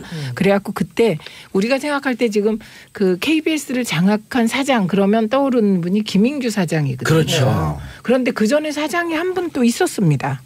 네. 그래서 2008년 8월 26일에 정현주 사장이 해임되고 사장이 된 분이 이병순 사장. 중간에 있으셨어요? 모르시겠죠. 그래서 이분이 이병순 사장인데 우를 이로 바꿔서 사람들이 얘기를 했다고 합니다. 청와대 쪽에서. 이병순인데 순의 우를 이로 바꿔서. 그 이병신? 너무한다. 아니 그래갖고 일을 제대로 못한다고 또 바꾼 거예요? 네, 그랬다고 합니다. 이게 그 내부에서 그러니까 여기는 조인트 깎아갖고 개전이 됐는데 거긴 개전엔 정이 없었네. 네. 그분은. 근데 갑자기 떠오르는 게 정윤주 사장 그때 해임시켰을 때 방문진에서 물론 판례로는 남아버리긴 했지만 임명할 수 있는 권리에 대해서 임면 그러니까 쫓아낼 수 있는 권리도 있다라고까지 법도 좀 무리하게 적용을 했었고. 그렇죠. 무리하게 해서 사실 KBS의 경찰 병력들 그대로 다 투입이 돼가지고 나중에 재판 걸었고 그 해고 무효가 됐잖아요. 해고는 다 무효였고 그분이 배임했다고 한 것도 배임이 아니라고 무죄 다 판결 받았거든요. 근데 근데도 복직도 안 시켰잖아요. 복직도 안 시켜줬고 근데 거기에 관해서 얼마 전에 이제 정우택 원내대표가 현재 방문진 쫓아가서 MB 때는 이렇게 지저분하게 안 했다라고 현재의 우리 정권 현재의 문재인 정권이 방송 장악을 하려 한다면서 이명박 때는 이렇게 요란스럽게 안 했다라는 말씀을 하셨죠. 그러니까요. 그게 KBS에 경찰을 투여했는데 까먹고 싶은 것만 까먹는 거죠. 사람 자기가 기억하고 선택적으로 기억하는 거예요. 자, 샵 1035 짧은 문자 50원 긴 문자 100원 문자 보내주시기 바라겠습니다. 이승희님 이분 세 분 나올 때가 가장 듣기가 좋습니다. 항상 응원합니다. 막 우리 중간중간 로고송도 나와요 그냥. 자 다음 뉴스. 고란 기자님. 해주세요. 고란 기자님. 제가 말해 무인 편의점 확산 이겁니다. 무인 편의점 확산. 네. 이게 뭐죠? 이게 혹시 아마 이게 국내에는 5개밖에 없어서 이용을 많이 못 해보셨을 것 같은데 롯데에서 하는 게 하나가 있고 이마트 24가 이제 4개가 있는데요. 이게 가까운데 이제 성수 배경점 이게 모두 직영점입니다. 일단 시범으로 하는 거고요. 이 경우에는 오후 11시부터 오전 6시까지 셀프 계산대를 운영을 합니다. 그래서 신용카드로 인증을 하고 신용카드로 인증을 하고 들어가서 물건을 산 다음에 바코드를 찍어서 계산이 나오면 자기 신용카드 결제를 하고 나오는 식입니다. 근데 물건을 들고 튀면 다 찍히나요? CCTV가 찍고 있죠. 찍히고 막 소리 나지 않아요? 거기 일단 들어갈 때 신용카드로 긁고 들어가야 돼서 누가 들어갔는지를 알 수 있습니다. 아니 그러면 알바 자리가 일자리가 또 줄어드는 그것 때문에 그러는 거예요. 그것 때문에 이제 말이 줄이려고. 네, 줄이려고. 근데 이게 뭐냐면 무인이잖아요. 근데 주류나 담배를 팔아야 할 때는 신분증 확인을 해야 되잖아요. 연령. 네. 근데 이게 신분증 확인할 수가 없잖아요. 여기 이제 신용카드를 찍고 들어가도 뭐 엄마 신용카드 갖고 들어가도 모르는 거니까. 그렇기 때문에 주류나 담배는 못 팝니다. 밤에는. 근데 밤에 편의점을 이용할 때 대부분 다 아마 주류하고 담배를 많이 사죠. 그렇기 때문에 매출액은 많이 줄었다고 합니다. 그런데 매출액 준 거보다 인건비 절감이 더 크다고 합니다. 최저임금도 올린다고 하니까 지금 편의점 점주들은 관심이 굉장히 많대요. 사실 현실적으로. 근데 이게 또 우리나라는 지금 이제 시범적으로 5개 정도가 들어온 건데 일본 같은 경우는 많이 일본은 4월에 발표를 했는데요. 2025년까지 이제 일본의 상위 5개 편의점 업체가 2025년까지 모든 편의점을 무인 편의점으로 하겠다라고 계획을 발표한 상황입니다. 여기 또 이제 더 놀라운 게 뭐냐면 우리는 가서 찍고 뭐 태그 찍고 뭐 이래야 되잖아요. 그게 아니라 그 뭐 IC 카드 같은 걸 부착을 해가지고 바구니에다가 물건을 담으면 그게 거기 바구니에 담아서 계산대에 올려놓으면 자동으로 싹 계산이 돼서 결제를 할 수 있게 된다는 거거든요. 예. 그래서 이제 아까 말씀하신 대로 그 일자리 감소 문제가 나왔는데 제가 굉장히 약간 인상적으로 읽었던 부분이 뭐냐면 니혼게이자의 신문에서 4월 달에 이제 2025년까지 모든 편의점이 일본의 5대 편의점이 다 무인 편의점화 하겠다라고 하면서 이게 왜 그런 무인 편의점을 하느냐에 일본은 일하려는 사람보다 일자리가 그러니까 그 소매 판매점을 완전 포함해서 고용이 돼갖고 맞아요. 지금 일자리 그 사람이 맞아요. 부족해요. 사람이 부족해서 네. 2.8배 정도 모자란다고 합니다. 그렇기 때문에 무인 편의점 바꾼다는 건데 우리나라에서는 거꾸로 최저임금이 올라가서 인건비 예. 부담이 커지기 때문에 무인 편의점화하는 이런 걸로 바뀐 거거든요. 자꾸 이런 부분들은 사회 곳곳에서 늘어날 것 같아요. 저희 아파트도 얼마 전에 최저임금제 그 인상안을 놓고 경비원 숫자 줄이겠다고 주민투표를 했어요. 예. 그러니까 최저임금제 때문에 뭐 내년 내후년대에는 지금보다 얼마가 올라갈 것이니까 이걸 CCTV 같은 걸로 대체하자라는 식의 주민투표를 붙여가지고 무산은 됐습니다. 무산은 됐는데 생각보다 많은 그 표 차이가 크지 않았어요. 그래서 저도 굉장히 놀랐는데 이런 분야들이 굉장히 많이 늘어날 거예요. 근데 이게 그 첨단화되고 그러면서 그 불가피해요. 그 일자리 그렇죠. 줄어드는 게. 그래서 우리가 창조적으로 새로운 경제의 영역을 넓혀 나가야 되는데 한반도 문제가 해결되면서 한중 무역이 좀 더 활성화되고 남북한 관계 활성화되고 그러게 되면 일자리가 그냥 비약적으로 늘어요. 그러니까 통일은 밥이다가 진짜 그러니까 통일은 맞는 거죠. 경제다. 네. 평화가 밥이다. 이런 얘기가 네. 나오는 거예요. 그래서 우리가 이런 부분에 대해서 일자리를 줄이는 게 자꾸만 첨단화하려고 그러거든요. 그러니까 첨단화하려고 그러는 욕구를 막을 수는 없거든. 그럼 맞아요. 이것에 버금가는 일자리를 더 좋은 일자리를 만들려고 하는 것. 그렇죠. 그런 걸 노력을 해야죠. 근데 그것도 맞는데요. 그런데도 불구하고 현실적으로 실제 지금 한 향후 한 10년 15년 정도 4차 산업이라고 불리는 것이 됐었을 경우에 주로 이제 우리 뭐 최소한 G 정도 되는 그 강대국 중으로 독일이나 미국 이런 데를 기준으로 하면 현재 일자리의 40% 정도는 없어진다는 게 불가피하다라는 거예요. 한국고용정보원이 발표를 했는데요. 2016년 기준으로 우리나라 전체 직업 종사자 중 12.5%가 인공지능이나 로봇으로 대체 가능하고요. 4년 뒤인 2020년에는 대체율이 41.3%. 그렇죠. 2025년에는 70%까지 이게 대체할 수 있다고 합니다. 근데 이게요. 그 없어지는 데가 있고 새로 생기는 데가 그렇죠. 있는데 인공지능으로 대체하는 거 제가 보니까 화이트 칼라층이 많이 대체될 것 같아요. 지식 그 노동자들. 관련돼 가지고 네. 골드만삭스가 주식 트레이딩에 인공지능을 도입을 해서 2000년대 초반에 한 600명 됐거든요. 트레이드가 지금은 2명이랍니다. 그러니까 미국은 로펌 같은 경우에도 한 로펌이 실험적으로 변호사 숫자를 40%까지 이미 줄인 곳도 있어요. 근데 저는 화이트 칼라가 대체되는 것도 있지만 전반적으로 된다고 보거든요. 네, 맞아요.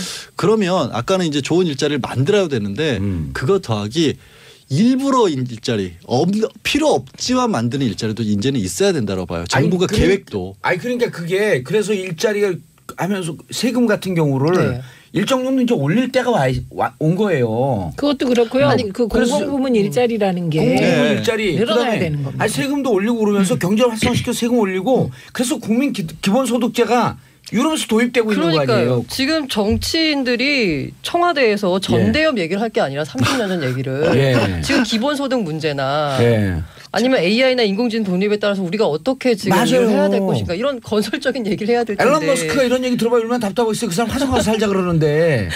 그런 거 모르는 거 아니에요? 너무 어려워서. 근데 저 아까 이제 얘기하실 때 있잖아요. 그 양 언니도 최저임금 때문에 뭐 경비원 숫자를 줄인다 그랬는데 그게 진짜로 피부로 느낄 만큼 그렇게 심한가요? 아니 그거 아니 저는요 우리 그 제 강남에서 사업하잖아요. 저는요 우리는 8,000원 준 지 오래됐어요.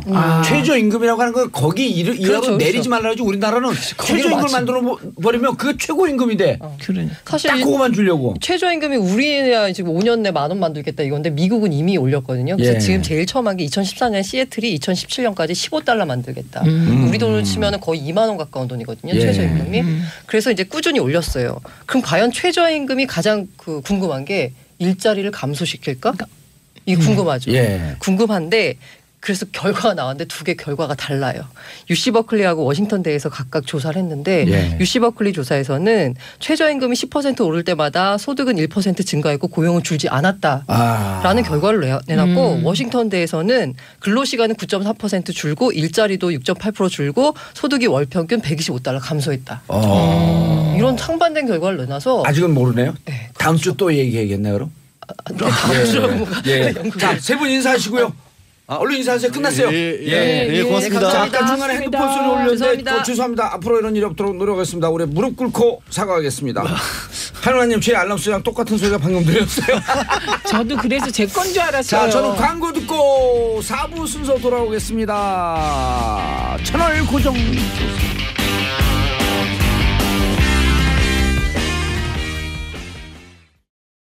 정봉재 정치쇼 4부 순서 들어가겠습니다. 이름하여 여의도 미신타파. 자, 인간의 마음을 꿰뚫어 보겠다고 주장하는 심리분석의 달인이라고 주장하는 정신과 전문의 최명기 원장님. 네, 반갑습니다. 예, 자, 그리고 문화비평, 시대비평, 뭐든지 비평의 장인, 달인, 문화비평가 이태강 교수님 자리하셨습니다. 네, 반갑습니다. 예, 기부스 풀고 오셨네요? 네, 드디어 이제 풀었습니다. 예. 근데 팔이 안 움직입니다. 그래요? 재활을 해야 물리치료 해야 되니까. 네. 그 물리치료하면서 여기도 같이 한번. 원래 연결돼 있어요. 자, 이태광 교수님, 철새 네. 정치 대중들은 어떻게 기억할까? 그래서 오늘 이야기할 주제가 철새 정치인인데요. 예.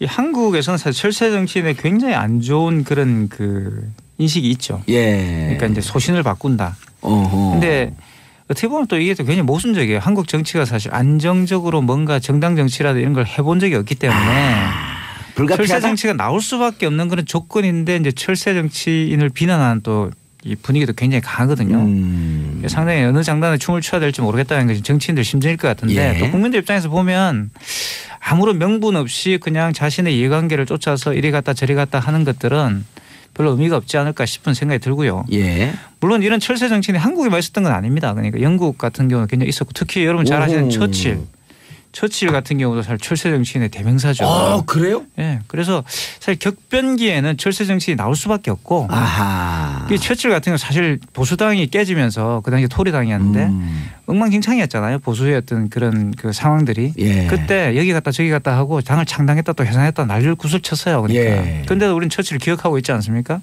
그래서 철새 정치인이 문제라기보다는 그러한 정치적 어떤 격변기에는 불가피하다. 정치적 격변기에는 철새 정치인이 나올 수밖에 없고 그 철새 정치인들이 사실은 어떻게 또 처신 하나에 따라 가지고 훌륭한 정치인이 될 수 있다. 이렇게 볼 수가 있는 거죠. 그러니까 지금 우리 정치를 보면 어쨌든 정계 개편으로 가기 위한 정치적 그렇죠. 격변이 이행기인데 이때는 그래서 오늘 그 9명 탈당한 사람들에게 박수를 박수라기보다는 잘 해보시라고 이제 하고 싶은 거죠. 뭐 제가 뭐 박수 뭐 친다고 뭐 달라지는 게 손 있겠어요? 아프고 박수도 못 치잖아요. 네, 박수도 안 돼요. 잘. 근데 어쨌든 제 입장에 잘 해보시라. 예. 잘 해보시면 기회가 올 수 있다. 그럼 남아있는 분들은 남아있는 분들도 잘 해야 되겠죠. 다 잘해라. 지금은 저는 철새 정치인이 많이 나온다는 건 그만큼 한국 정치가 격변이다. 특히 격변이다. 보수 재편의 시기, 보수 재편의 시기, 보수 정치인들이 이 철새가 된다는 것은 보수가 재편되고 있다는 것이죠. 보수가 재편되고 있다. 네. 잘 될지 모르겠지만. 잘 될지 모르겠지만 그래도 어쨌든 좀 보수가 진보 보수 제대로 되면 양날개로 날라 보수가 좀 제대로 되면 좋죠. 아, 우리는 사실 보수를 없애버리고 다시 보수를 만들어야 됩니다. 판가리를 완전히 해야 돼요. 전효 의원님도 똑같은 얘기예요. 네, 그래야지 보수가 지금 보수도 안 해요 지금은. 예. 그러니까 이제 국민들이 화가 나가지고 철새 정치인 비판을 하시는데 철새 정치인 자체가 그렇게 문제라고 보기는 어렵다는 거죠. 원래 철새 정치인은 정치적 격변기를 보여주는 하나의 현상이다. 그분들이 지금 주장하는 보수는 국회에서 보수받는 것밖에 없잖아요. 그렇죠. 그것도 보수죠. 참 아재개가 참 아침부터 장렬하네요. 자, 최명기 원장님. 그러니까 이분이 철새를 우리가 이제 비유를 많이 하잖아요. 네. 근데 철새는 또 독특한 특징이 있어요. 오호. 철새는 아무데나 안 가고요. 보통 크게 두 군데만 왔다 갔다 해요. 그래요? 사실은 철새한테 좀 약간 미안한 거예요. 철새는 여러 군데를 돌아다니지도 않고 예. 남쪽이랑 북쪽이랑 좋은데 한 군데만 왔다 갔다 하고요. 한 군데 자리를 잡으면은 그렇게 잘 옮기지를 않아요. 어떤 의미에서 우리는 철새가 돌아다니는 것 같지만 철새는 그냥 집이 두 개일 뿐이지. 그래서 오히려 철새 입장에서 약간 본인을 자꾸 이렇게 변절하는 정치인에 비유하면 철새도 화날 수도 있어요. 그런 의미에서 어떤 점에서 바른정당에서 논리인데? 네, 바른정당에서 탈당한 의원분들은 본인을 나그네 새라고 생각하진 않고요. 철새의 어떤 좋은 특성이라고 생각할 거예요. 원래 새누리당이라는 커다란 어떤 우리가 있었는데 그 우리에서 너무너무 나쁜 일이 생기니까 잠깐 그 우리에서 벗어났었던 거예요. 그랬다가 다시 자기 우리로 돌아간 거예요. 아하. 그렇기 때문에 이거는 철새라기보다 어떤 철새 정치는 맞는데 나그네처럼 이합집산을 하는 게 아니라 멀리 너무 추우니까 북쪽이 너무 추우니까 강남 한국에 와서 좀 있다가 다시 시베리아로 가는 의미의 두 군데 집이 있다. 네, 그래서 저 집에서 잠시 추위를 피해서 이 집에 왔다가 다시 이제 조집이 나름대로 안정이 되고 이렇게 봤을 때 조집이 훨씬 더 좋거든요. 새 집을 만드는 것보다 그렇게 돼서 다시 돌아가게 된 거지요. 예. 그런 의미로 아마 본인들을 갖다 합리화할 것이다. 네. 알겠습니다. 샵 1035 짧은 문자 50원 긴 문자 100원. 미신타파에 오늘 그 댓글이 폭발하는데 장렬하는데 김 작가님 정치쇼의 철새 말고 텃새 청취자가 되겠습니다. 이분 멋진 말인데 일단 말장난에 좀 이렇게 좀 능력이 있는 분 같아요. 시인이시네요. 네, 8672님 철새는 자연의 순리에 따라 옮기는데 정치는 시도 때도 없이 옮기지요. 두 분이 철새에 대해서 좀 살짝 긍정적인 역할을 해준 거에 대해서 우리 청취자분들이 분노하고 있어요. 날카로운. 네, 조윤주님, 이태광 교수님, 하태경 의원님 목소리랑 완전 똑같아요. 고향이 똑같죠? 아니, 네, 그 하태경 의원은 부산. 맞습니다. 저도 부산에서 오래 살아가지고 말투는 부산이에요. 근데 이렇게 평상시 행동도 좀 부산스럽잖아요. 네, 약간 부산하죠. 예. 뭔가 김석희님, 이태광 교수님 깁스 풀고 오셨네요. 그간 고생하셨습니다. 네, 감사합니다. 전경식님, 최명희님 좋은 말씀 정말 재밌게 하시는 것 같아요. 매력 있어요. 매력 있죠. 자, 그러면 바른정당 얘기를 좀 해봐야 되잖아요. 네네. 사실 바른정당은 제가 생각할 때는 굉장히 그 훌륭한 정치 실험이었죠. 그러니까 이제 보수가 아직 원래 끝나진 않았어요. 네, 실험이었죠라는 이야기는 이제 바른정당으로서의 어떤 그런 실험들 지금까지 해왔던 것에 대한 평가고요. 앞으로도 충분히 가능성이 있다고 보는 것이 왜냐하면 제 같은 경우는 사실 보수가 지금 무주공산입니다. 예. 무주공산이고 과거에 사실 보수라는 것은 특히 박근혜 후광이라 부를 수 있는 저는 박근혜가 보수에게 독이었다고 저는 생각을 해요. 그러니까 보수 입장에서는 사실 완전히 망한 장사인데 예. 박근혜라는 과거에 좀 잘 팔리던 물건이 하나 계속 갖고 있다가 그게 좀 가격이 올라가지고 한번 한몫 잡으려 하다 실패한 케이스라고 볼 수 있거든요. 지금 보수는 이념을 새로 세우는 사람이 저는 앞으로의 어떤 보수의 이니시티브를 질 거라고 봅니다. 그러니까. 해결을 자꾸 끌고 갈 것이다. 제대로 된 보수 이념을 세우는 것. 이제 그게 굉장히 중요하겠죠. 앞으로도. 그래서 그게 본다면은 가장 가능성이 큰 것이 보수인데 문제는 이 보수들이 아직까지도 미몽에 사로잡혀 가지고 본인들이 망했다는 걸 잘 모르는 것 같아요. 본인이 망하고 있는데. 그리고 이런 거 있지 않습니까? 식스센스 보면 본인이 죽었는데 잘 죽었다고 생각하지 않는 사람들. 맞아요. 뭐 그런 거죠. 그러니까. 혼이 돼가지고 이렇게 돌아다니고 있는데 본인이 계속 살아있거든요. 식스센스라고 예를 들면 우리 청취자분들 몇 분이나 알아들을까요? 참 죄송합니다. 그게 옛날 영화인데요. 네. 옛날 영화인데 그게 보면 이제 죽었는데 본인이 죽었다고 생각하지 않는 홀령들이 나옵니다. 영혼이라고 생각하지 않고 자기는 살아있다고 생각하고. 그렇죠. 돌아다니는데 계속 돌아다니죠. 예. 최명기 원장님. 네. 바른정당 정치인들이요. 박근혜 전 대통령 이후 새로운 보수의 미래, 보수의 스타를 꿈꾸다가 현재까지는 성적표가 어쨌든 좀 안 좋잖아요. 네. 바른정당 분들 어떻게 보셔야 돼요? 그러니까 이분들이 참 어려운 이유는 문재인 대통령이 너무 잘하고 있어서 어려운 거예요. 이분들은 사실 문재인 대통령의 지지율이 문재인 대통령과 현재 여당의 지지율이 처음에 대통령 선거 지지율 정도에 멈출 거라고 생각했었던 거예요. 50% 내외, 40%에서 50%.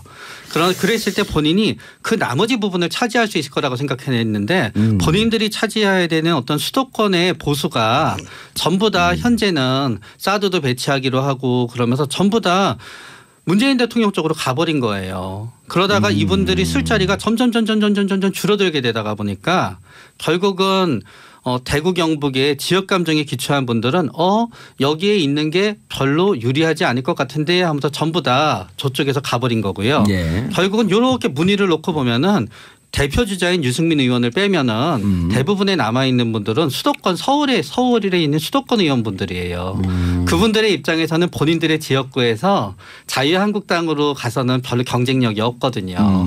그러다가 보니까 굉장히 축소된 상태이죠. 근데 저는 이분들을 보다가 보니까 제가 생각난 분이 있었는데요. 저는 김부겸 의원이 생각났어요.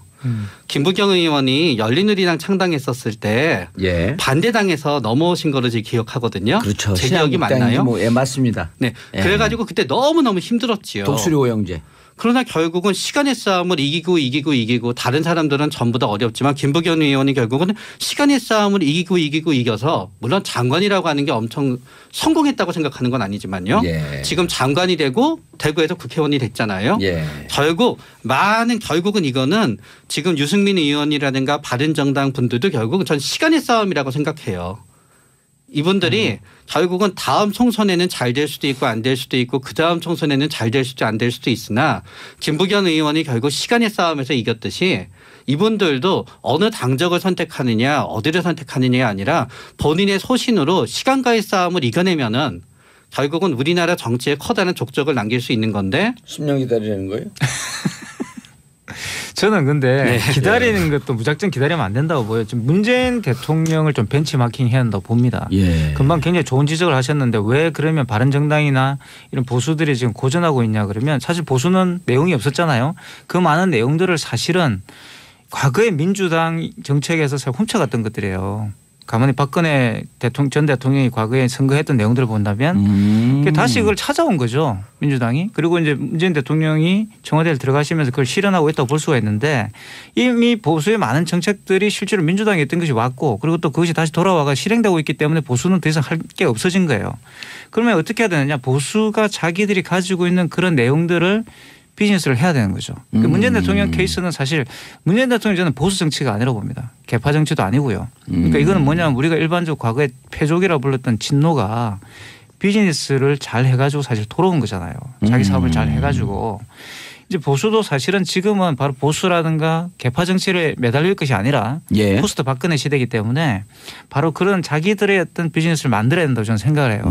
그게 이제 안 됐을 경우에 마냥 10년을 기다릴 수는 없는 거죠. 그런 비즈니스를 준비해서 차근차근 준비해 갈 수 있는 그런 마스터 플랜이 필요하다 그런 생각이 들죠. 예. 근데 국민들이요. 지금 오늘 주제가 철새 정치인이거든요. 바른정당 의원들은 철새 정치인으로 안 보겠죠. 이제 아까 제가 세월과의 싸움을 이겨내야 된다고 하듯이 예를 들어 김부겸 의원은 철새가 되지 않기 위해서 딱 이쪽으로 방향을 잡고 나서는 그다음에 안 바뀌었죠. 그렇게 됐지만 바른정당 의원들은 저는 철새가 되지 않기 위해서는 바른정당이 의원들이 해산이 될 때까지는 일단 바른정당을 갖다 지켜야지 상당 부분은 고생하는 모습을 보여줘야지 철새로 여겨지지 않아요. 근데 언제까지 버티는 거예요? 제가 아까 10년이에요 이렇게 물어봤잖아요. 10년이면 그분들. 그러나 적어도 저는 다음 총선까지는 버텨서 다음 총선에서 본인들이 바른정당에서 공천도 하고 냈는데 국민들이 전혀 선택을 안 해주게 되면은 그때는 어느 정도 본인들이 각자가 자신의 입장에서 최선의 위치를 갖다 한다 그러면 그건 국민들은 철새로 보지 않을 거예요. 너무너무 고통받았고 이분들이 선택의 여지가 없다고 생각하겠지만 만약에 다음 총선 이전에 만약에 다시 입장을 갖다 정한다 그러면은 철새가 될 거고요. 철새가 되자마자 그렇지만 다음 총선에 입장을 바꾸자마자 또 당선이 되면 또 철새가 안 돼요. 그거는 우리가 그런 심리 있잖아요.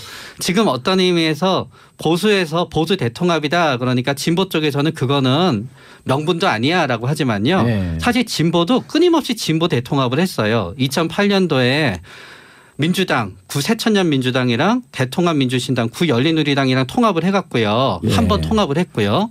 2011년에는 분열과 통합이 지금까지 진보주의적 정당이 계속했던 거죠. 네. 그렇죠. 그런 다음에 2011년에도 통합민주당에서 민주통합당으로 이름을 바꾸면서 지금 대통령인 문재인 대통령을 갖다 의원으로 영입을 하면서 또 한 번 통합을 했어요. 계속 덩치를 갖다 불리게 되는 거죠. 그게 똑같은 식으로 보수도 지금은 계속 덩치를 갖다 분리해야 되거든요. 왜냐하면 우리는 선거를 할 때 개인을 보고 능력을 보면서 하는 것 같지만 사실은 정당을 보면서 하게 되는 정당 일체감이 있는 건 사실이거든요.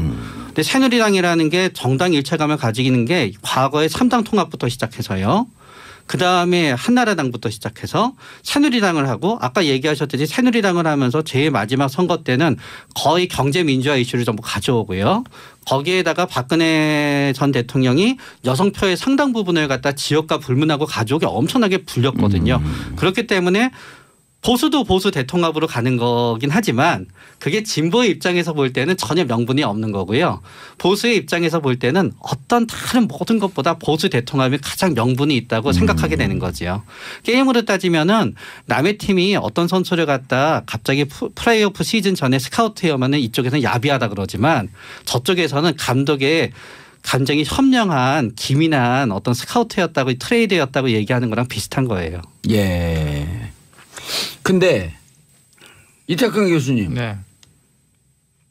이름을 알아맞혀 보세요. 당적을 14번 바꿨고 육선에 성공한 정치인. 대본에 딱 나오죠. 그러니까 물어보시면 대본 다 압니다. 아니 대본에 나온다고요? 아니 대본에 나온다고 이름 단번에 나온다고 모든 분이 다 알고 계시는 그 피닉제 이인재 의원. 사실 이인재 의원은 그러니까 굉장히 성공한 경우죠. 성공한 사례에 속합니다. 그러니까 이제 이분은 사실 철새가 아니기 때문에 피닉스 이제 불사조의 새는 새인데 불사조인 거죠. 예. 그래서 이제 이 불사조가 된 이 대표적인 의원이 바로 이인재 의원이라고 볼 수가 있는데 사실 저는 이인재 의원 같은 경우가 제가 앞에서 말씀드렸던 것처럼 어쨌든 정치적 격동기에서 본인의 어떤 그런 포지션을 잘 잡아가지고 혼자만 격동기 살아남았다고 볼 수가 있는 거죠. 혼자만 격동기 그렇게 여러 번 바꾸게? 근데 뭐 이런 경우는 이제 본인의 그 브랜드가 있었던 거죠. 본인의 브랜드도 있고요. 충청권이 본인의 정치적 그 기반이었다는 게 있어요. 충청권이 무주공산이 되고 왔다 갔다 하게 되니까 그 와중에서 본인만치 커다란 정치인이 없다가 보니까 계속 그 와중에서 공천을 받고 나오고 당선이 되고 공천을 받고 나오고 당선이 되고 공천이 안 되더라도 상대방이 약하기 때문에 당선이 되고 그게 계속 반복될 수 있었던 거죠. 그런데 또 우리가 이렇게 철새 정치인 하면 생각나는 단 한 번의 철새 당적을 바꿈으로 인해서 영원히 정치권으로부터 퇴출되다시피 한 지금도 활동을 하고 있지만 기억도 잘 못한다면 김민석 의원 같은 경우.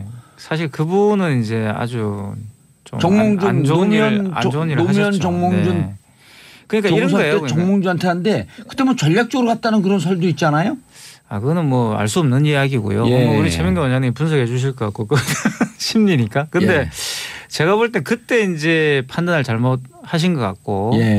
그런데 사실 뭐 이 과거에 유승진 경우도 있지만 우리 한국 이 유권자분들은 거짓말하는 정치인. 그러니까 철새 정치인의 핵심은요.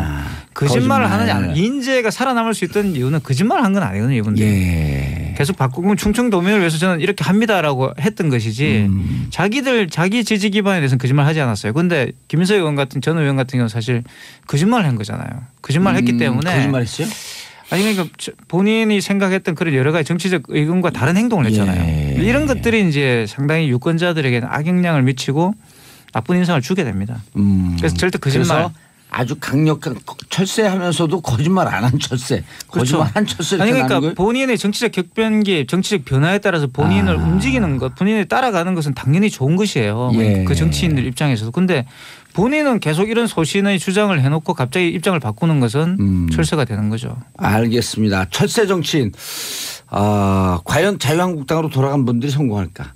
바른정당에 남아있는 게 성공할까? 그거는 시간의 싸움입니다. 네. 알겠습니다. 두 분 인사하시고요. 네, 감사합니다. 감사합니다. 저는 끝으로 킴 칸스, 베티 데이비스 아이스를 들으면서 물러가겠습니다. 내일 10시 5분에 다시 찾아뵙고요. 평화를 사랑하는 대한민국 국민 여러분 감사합니다. 땡큐 피스 코리아.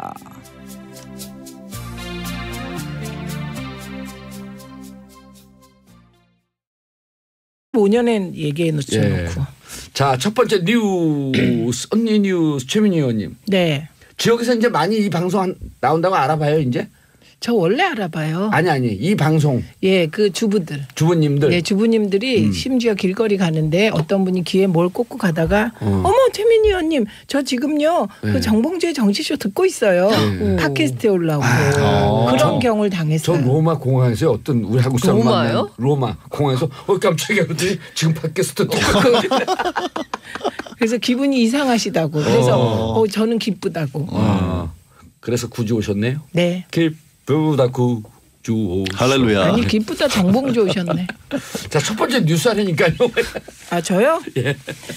아 드디어 예. 그 바른정당 9분이 탈당해서 너무 행복해하시죠. 예 다시 자유한국당으로 돌아갔습니다. 예. 이건 정말 완전히 결별한 건데요.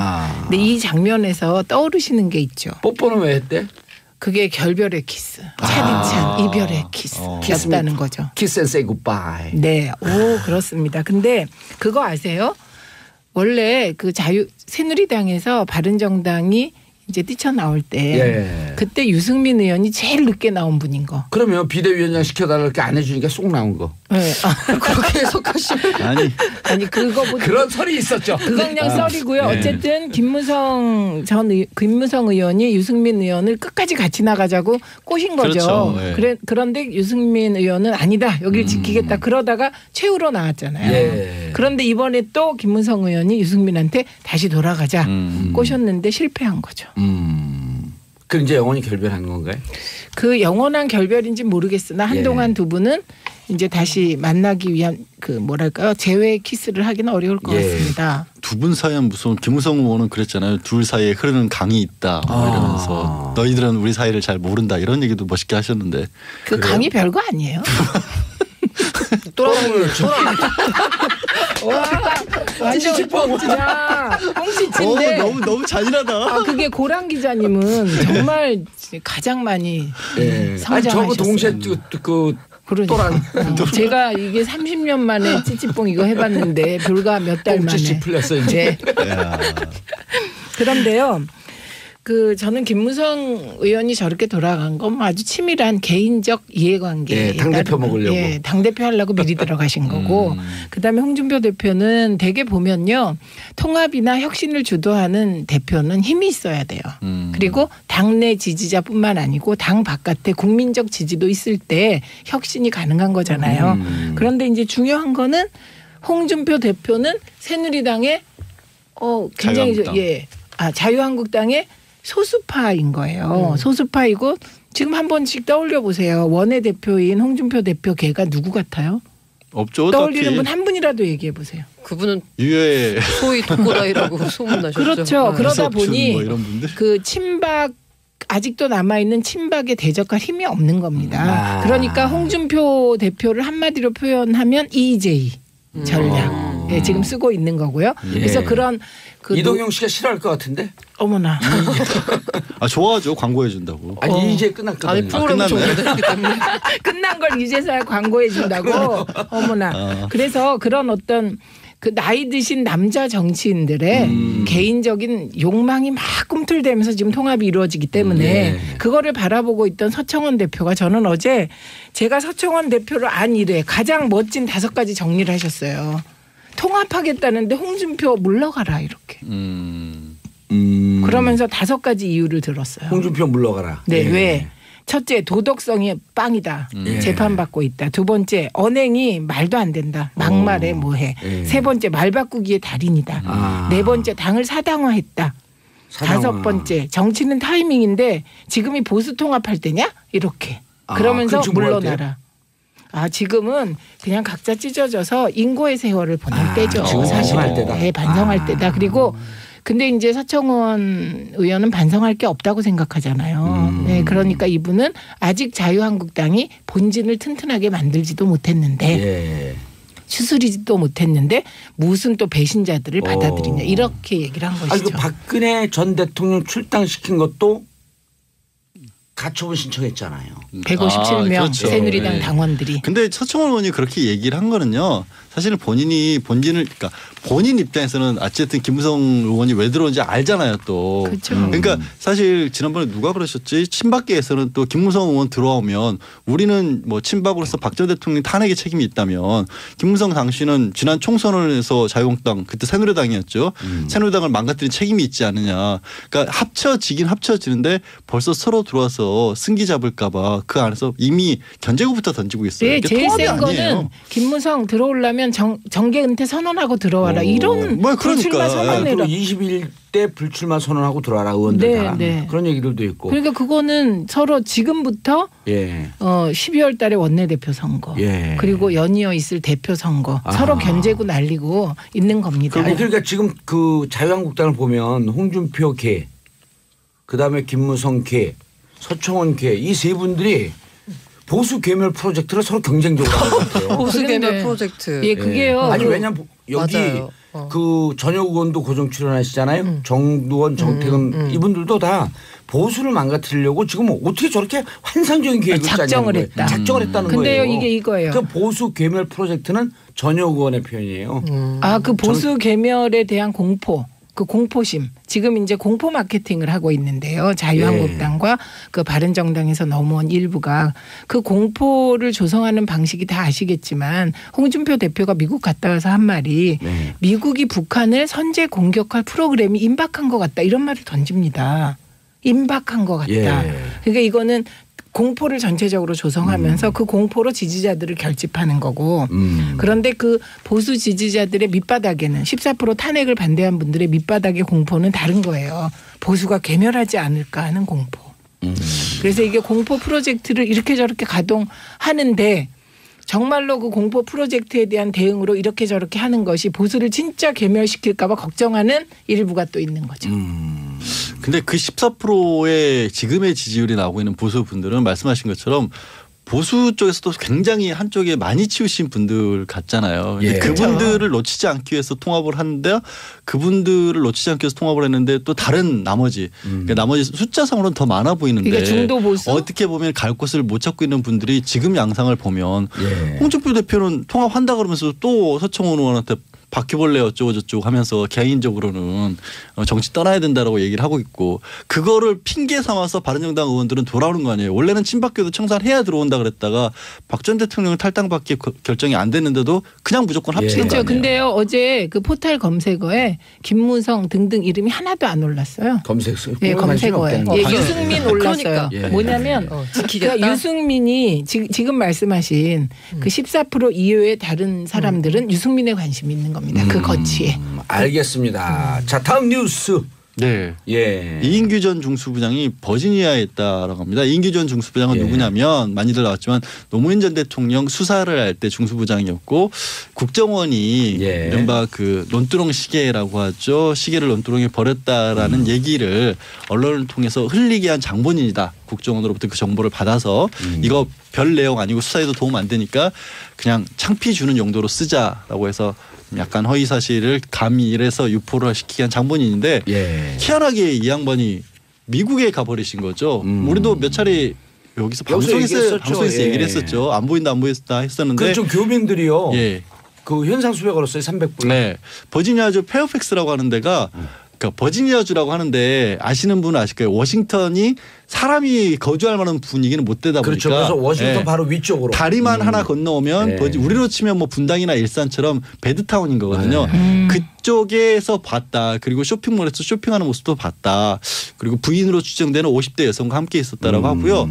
거기 빤한데. 예, 빤하죠. 교민들이 너무 많이 살아요. 아니, 너무 많이 거기. 살고 그 교민들 그 분위기가 70년대 후반, 80년대 초반 우리 그 이렇게 좀 약간 변두리 분위기 같은 네. 그 환경이 그대로 예, 예. 있거든요. 그리고 생각보다 부촌이에요. 부촌이에요? 부촌이고 교민들만 전용으로 가는 그 큰 마트 같은 것도 있고 해서 한국 사람 큰 마트가 그냥 거기서 큰 마트 여기서 조그만 마트. 그렇죠.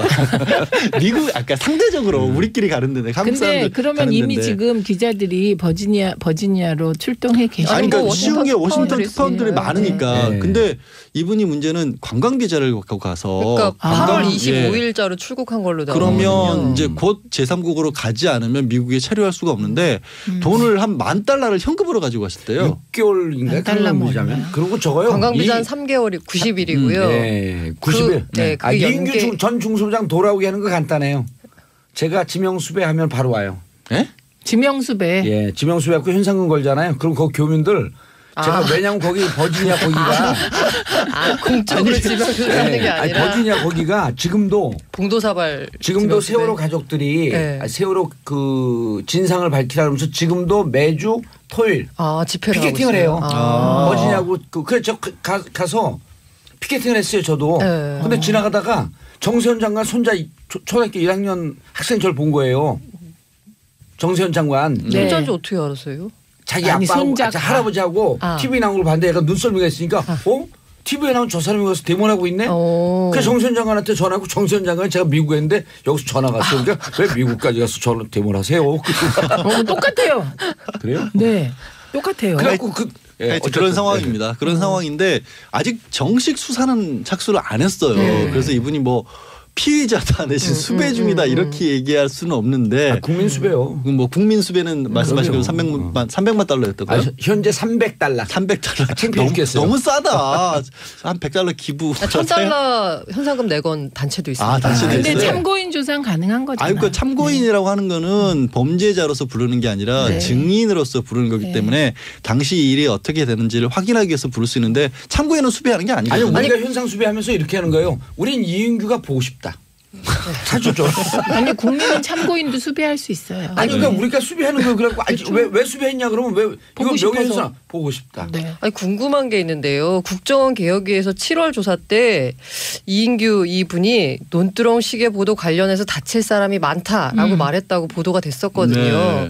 그러면 이게 출국하기 전에 이분을 출국 금지를 시킨다고는 할 수 있는 방법은 없는 건가요? 법적으로? 수사와 관련해서 그때는 그렇게 그때는 현상이 안 올랐기 네. 때문에 할 네. 수가 없었죠. 그리고 네. 지금도 예를 들어서 지금 아까 조금 전에 얘기했던 것도 서청원 의원 얘기할 때도 홍준표 대표 녹취록을 본인이 갖고 있다라는 식으로 얘기를 했지만 강제 수사는 못하는 거거든요. 네. 실제로 그게 있는지 없는지는 그냥 본인의 말일 뿐이기 때문에 혐의점이 없이 그렇게 막 불러다 할 수는 없는 거죠. 그리고 갑속에 든 칼이에요. 지금 이런 거 전부 녹취록도 그렇고 이인규 막 내가 뭔가 엄청난 거 내가 갖고 있을 듯이 꺼내면 진짜 아무것도 그럴 아니야. 때 겁나는데 꺼냈을 때 어떨지 우리가 모르죠. 최근 불행한 사태이긴 하지만 일련의 상황을 보면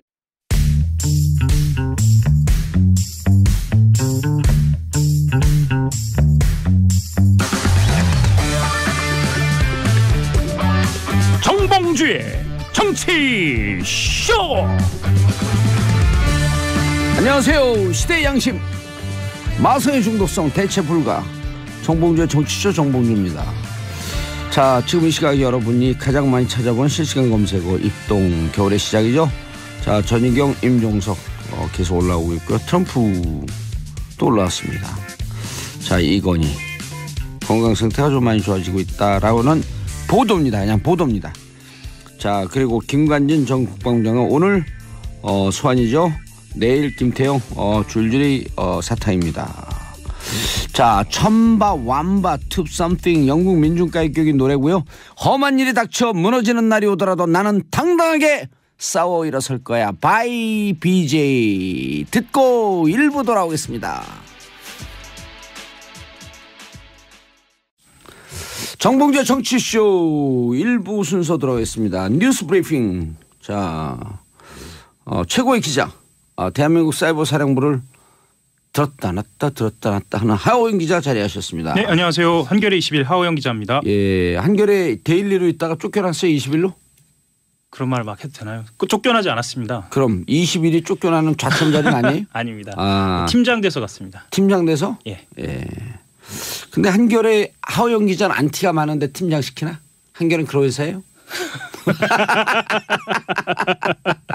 첫 출연인데 너무 야박하신 거 아닌가요? 예, 자, 첫 번째 소식. 도널드 트럼프 미국 대통령이 예. 불과 1시간 반 뒤 1시간 반 남았습니다. 예, 12시에 도착하나요? 예. 12시쯤에 에어포스 1 타고 예. 오산 기지로 도착합니다. 오산. 예. 또 안민석은 그러겠네. 자기가 유치했다. 예. 그래서 일단 국빈 방문이고요. 첫 일정이 이 국빈 방문이에요? 예. 스테이트 비짓. 예. 일본은 오피셜 비짓이셨잖아요. 그렇죠. 예. 국빈 방문은 꽤 오랜만입니다. 예. 조지 WBC 23년 이후에. 만에. 그렇죠. 예. 첫 번째 일정이 좀 주목이 되는데요. 주한 미군 기지 캠프 험프리스 방문입니다. 캠프 험프리스 평택. 예, 평택. 뿅택. 미군의 해외 주둔지 가운데 가장 큰 규모입니다. 전 세계에서요. 예, 가장 큰 그거 다 규모고. 우리가 주둔 비용 다 대주고 있잖아. 땅. 무상 공유. 아예 지을 때부터 예. 100억 달러나 들었거든요. 예. 예, 거기에 92%나 우리가 부담했습니다. 92억 달러. 예. 1억 달러 얼마죠? 1,000억. 예. 예? 그러면 10억 달러면은 1조. 예. 오, 그럼 한 8조를 된 9조를 10조를 된 거네요. 그렇죠. 92억 달러면. 예. 와, 10조면 우리나라 국방 예산인데. 그렇죠.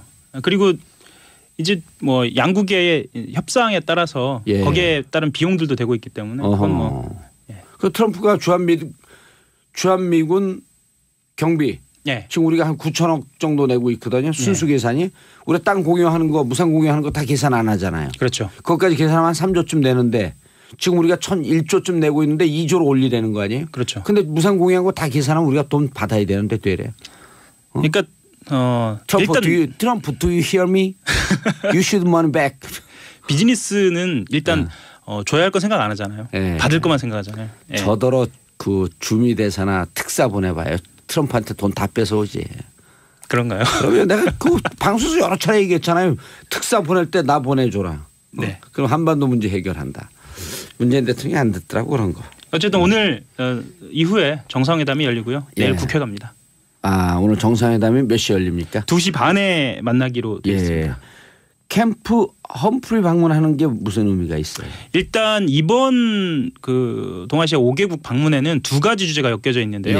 예. 하나는 안보와 관련된 것이고요. 안보. 그리고 나머지는 비즈니스. 그러니까 말하자면 무역과 관련된 겁니다. 근데 안보와 관련된 것도 사실은 비즈니스가 뒷받침되고 있어요. 예를 들면 어제 미일 정상회담에서 직접 F-35를 언급했단 말이죠. F-35를 어떤 의미에서 언급했냐 하면 겉포장은 일본의 안보를 걱정하는 듯이 얘기했지만 실은 F-35 구매. 예. 트럼프의 집권 이후에 전체적인 성격을 한마디로 얘기하면 안보 상업주의다.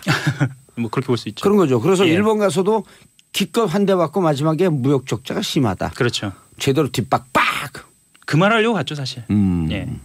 그리고 우리나라 같은 경우에도 미 무역대표부가 정상회담 과정에서 합석한다는 이야기도 있고요. 예. 그래서 FTA를 겨냥해서 오는 거 아니냐 뭐 이런 결국은 이야기도. 예. 안보로 포장하고 내실은 비즈니스로 하겠다. 예. 그것도 비즈니스도 자기 러스트 벨트 그렇죠. 백인 중하층 네. 자기를 지지했던 분들에게 일자리 만들어주겠다. 실제로 거기 그 공장지대 같은 경우에는 예. 무기와도 아주 밀접하게 관련돼 있기 때문에. 미국 러스트 벨트가. 예. 그래서 아마 이번에는 뭔가 좀 들고 가려고 작심을 한 게 아닌가라는 분위기 예. 보입니다. 그리고 미국에서 지금 그 러시아 스캔들하고 지지율 떨어지고 그러니까 공화당 내에서도 탄핵 얘기를 들고 나오잖아요. 맞습니다. 예. 그러니까 이번 5개국 방문하면서 솔찬히 비즈니스적인 성과가 있어야 합니다. 성과를 챙겨갖고 가야 예. 될 것 같다. 그리고 대한민국을 방문하는 것도 안보로 걱정하는 것처럼 하지만 사실은 비즈니스를 챙겨오고 FTA 얘기도 꼭 하겠네요. 꼭 하죠. 예. 알겠습니다. 예. 주변 4대 강국 믿지 말고 대한민국 국익을 위해서 문재인 대통령께서 잘 대처하시길 바라겠습니다. 한 가지만 또 첨언을 하자면요. 이 무기 문제와 관련돼서 청와대에서는 한국군의 독자적인 방위 능력이나 한미의 연합 방위 능력을 동시에 향상시킬 수 있는 그런 차원에서 첨단 무기 획득을 고려하겠다라고 이야기한 것으로 봤을 때요. 예. 무기 구매 겁니다. 그래서 주변에 보시면 요즘 아마 또 그 담배를 피우는 분들은 그게 또 다양해졌잖아요. 전자담배도 그렇고 이렇게 태우는 담배도 그렇고. 전자담배 또 세금 문제 때문에 빨리 그 대책을 세워야 되는데 다 해외로 빠져나간다는 거 아니에요? 수익이? 뭐 그렇기도 하고요. 그래서 이제 그 조금만 구체적으로 말씀을 드리면 어제 발표한 건데요. 보건복지부하고 질병관리본부가 전국에 이제 1만 명 대상으로 조사한 결과예요. 보면은 그럼 저거 그 뭡니까 데이터 수가 많네 1만 명이면. 물론 표본 오차는 있죠.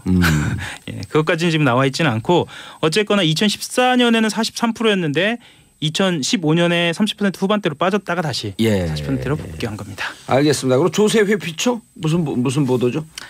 인터넷 매체 뉴스타파가 보도를 한 겁니다. 뉴스타파가 이번에 공동조사가 들어서 전 세계 한 60개 매체가 조사다. 예, 공동조사입니다. 국제탐사보도 언론인연합회 있거든요. 탐사보도에 좀 재능이 좀 또 있으신 거 아닌가요? 또 누구 저요? 예. 저는 탐사 보도한 걸 갖고 왔고 보도를 하죠 제가. 예. 거기서 나온 자료를 보면요. 그 버뮤다의 로펌 애플비라는 곳에 있는 기록입니다. 1950년에서 2016년까지 조사의 회피처 기록에 한국인이 232명이나 있다. 232명. 예. 그 중에 이제 한국 주소를 기재한 사람이 197명이고요. 법인이 90개나 됩니다. 이 중에는 중견기업도 있고요.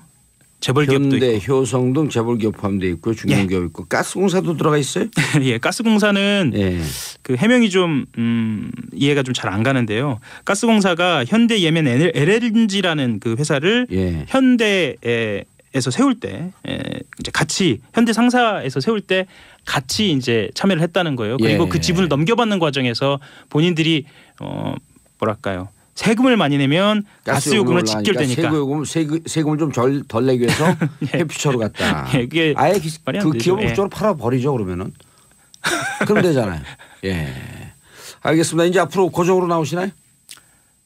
뭐 글쎄요. 아무튼 열심히 하겠습니다. 열심히 하겠습니다. 그 목소리가 별로 열심히 할 것 같은데. 예, 인사하시고요. 네. 예, 저는 이 광고 듣고 2부 언니 뉴스에서 다시 찾아뵙겠습니다. 채널 고정하소서.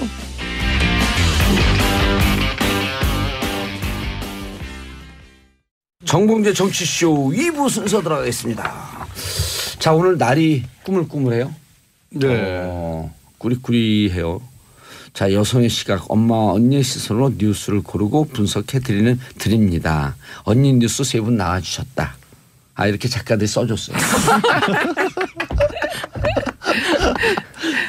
자, 최민희 의원님 자리하셨습니다. 안녕하세요. 예, 양지열 변호사님 자리하셨습니다. 안녕하세요, 양지열입니다. 원래 목소리대로 하세요. 네, 안녕하세요, 양지열이에요. 고란 사이. 네, 안녕하세요, 고란입니다. 고란. 예, 중앙일보 고란 기자님. 근데 저희가 버스하고 택시는 다 잡은 것 같아요. 그래요? 동시간대. 동시간대 절대 강자. 이제 버스하고 택시 타면 다 틀어놓는데 10시에. 근데 그건 당연한 결과예요. 왜냐면 10시에 시사하는 데가 우리밖에 없어. 그래요? 하나도 없어요. 제가 좀 이따 4부 할 때 택시 타고 가면서 라디오 어떤 거 나오는지 들어볼게요. 아니 4부는 재미없어서 안 들을지도 몰라요. 4부 밖에 기다리실 텐데. 그래요? 4부 재밌어서 들을 것 같아요. 근데 진짜 점점 많아져 이게. 근데 다행히 안 오셨어요 4부 아직. 오면서 듣고 있어요 지금. 어머 어떡해. 그래서 성적표는 잘 나왔어요? 아직 안 나왔어요 결과가. 근데 이게 택시 같은 경우는 왜 빨리 퍼지냐면 택시는 조기 축구회가 있어요. 그 운전하시는 분들 개인 택시는 가나 다 줘. 쉬는 날 조기 축구 하거든요. 배드민턴도 하고 산도 하고. 그러니까 말이 금방 퍼져.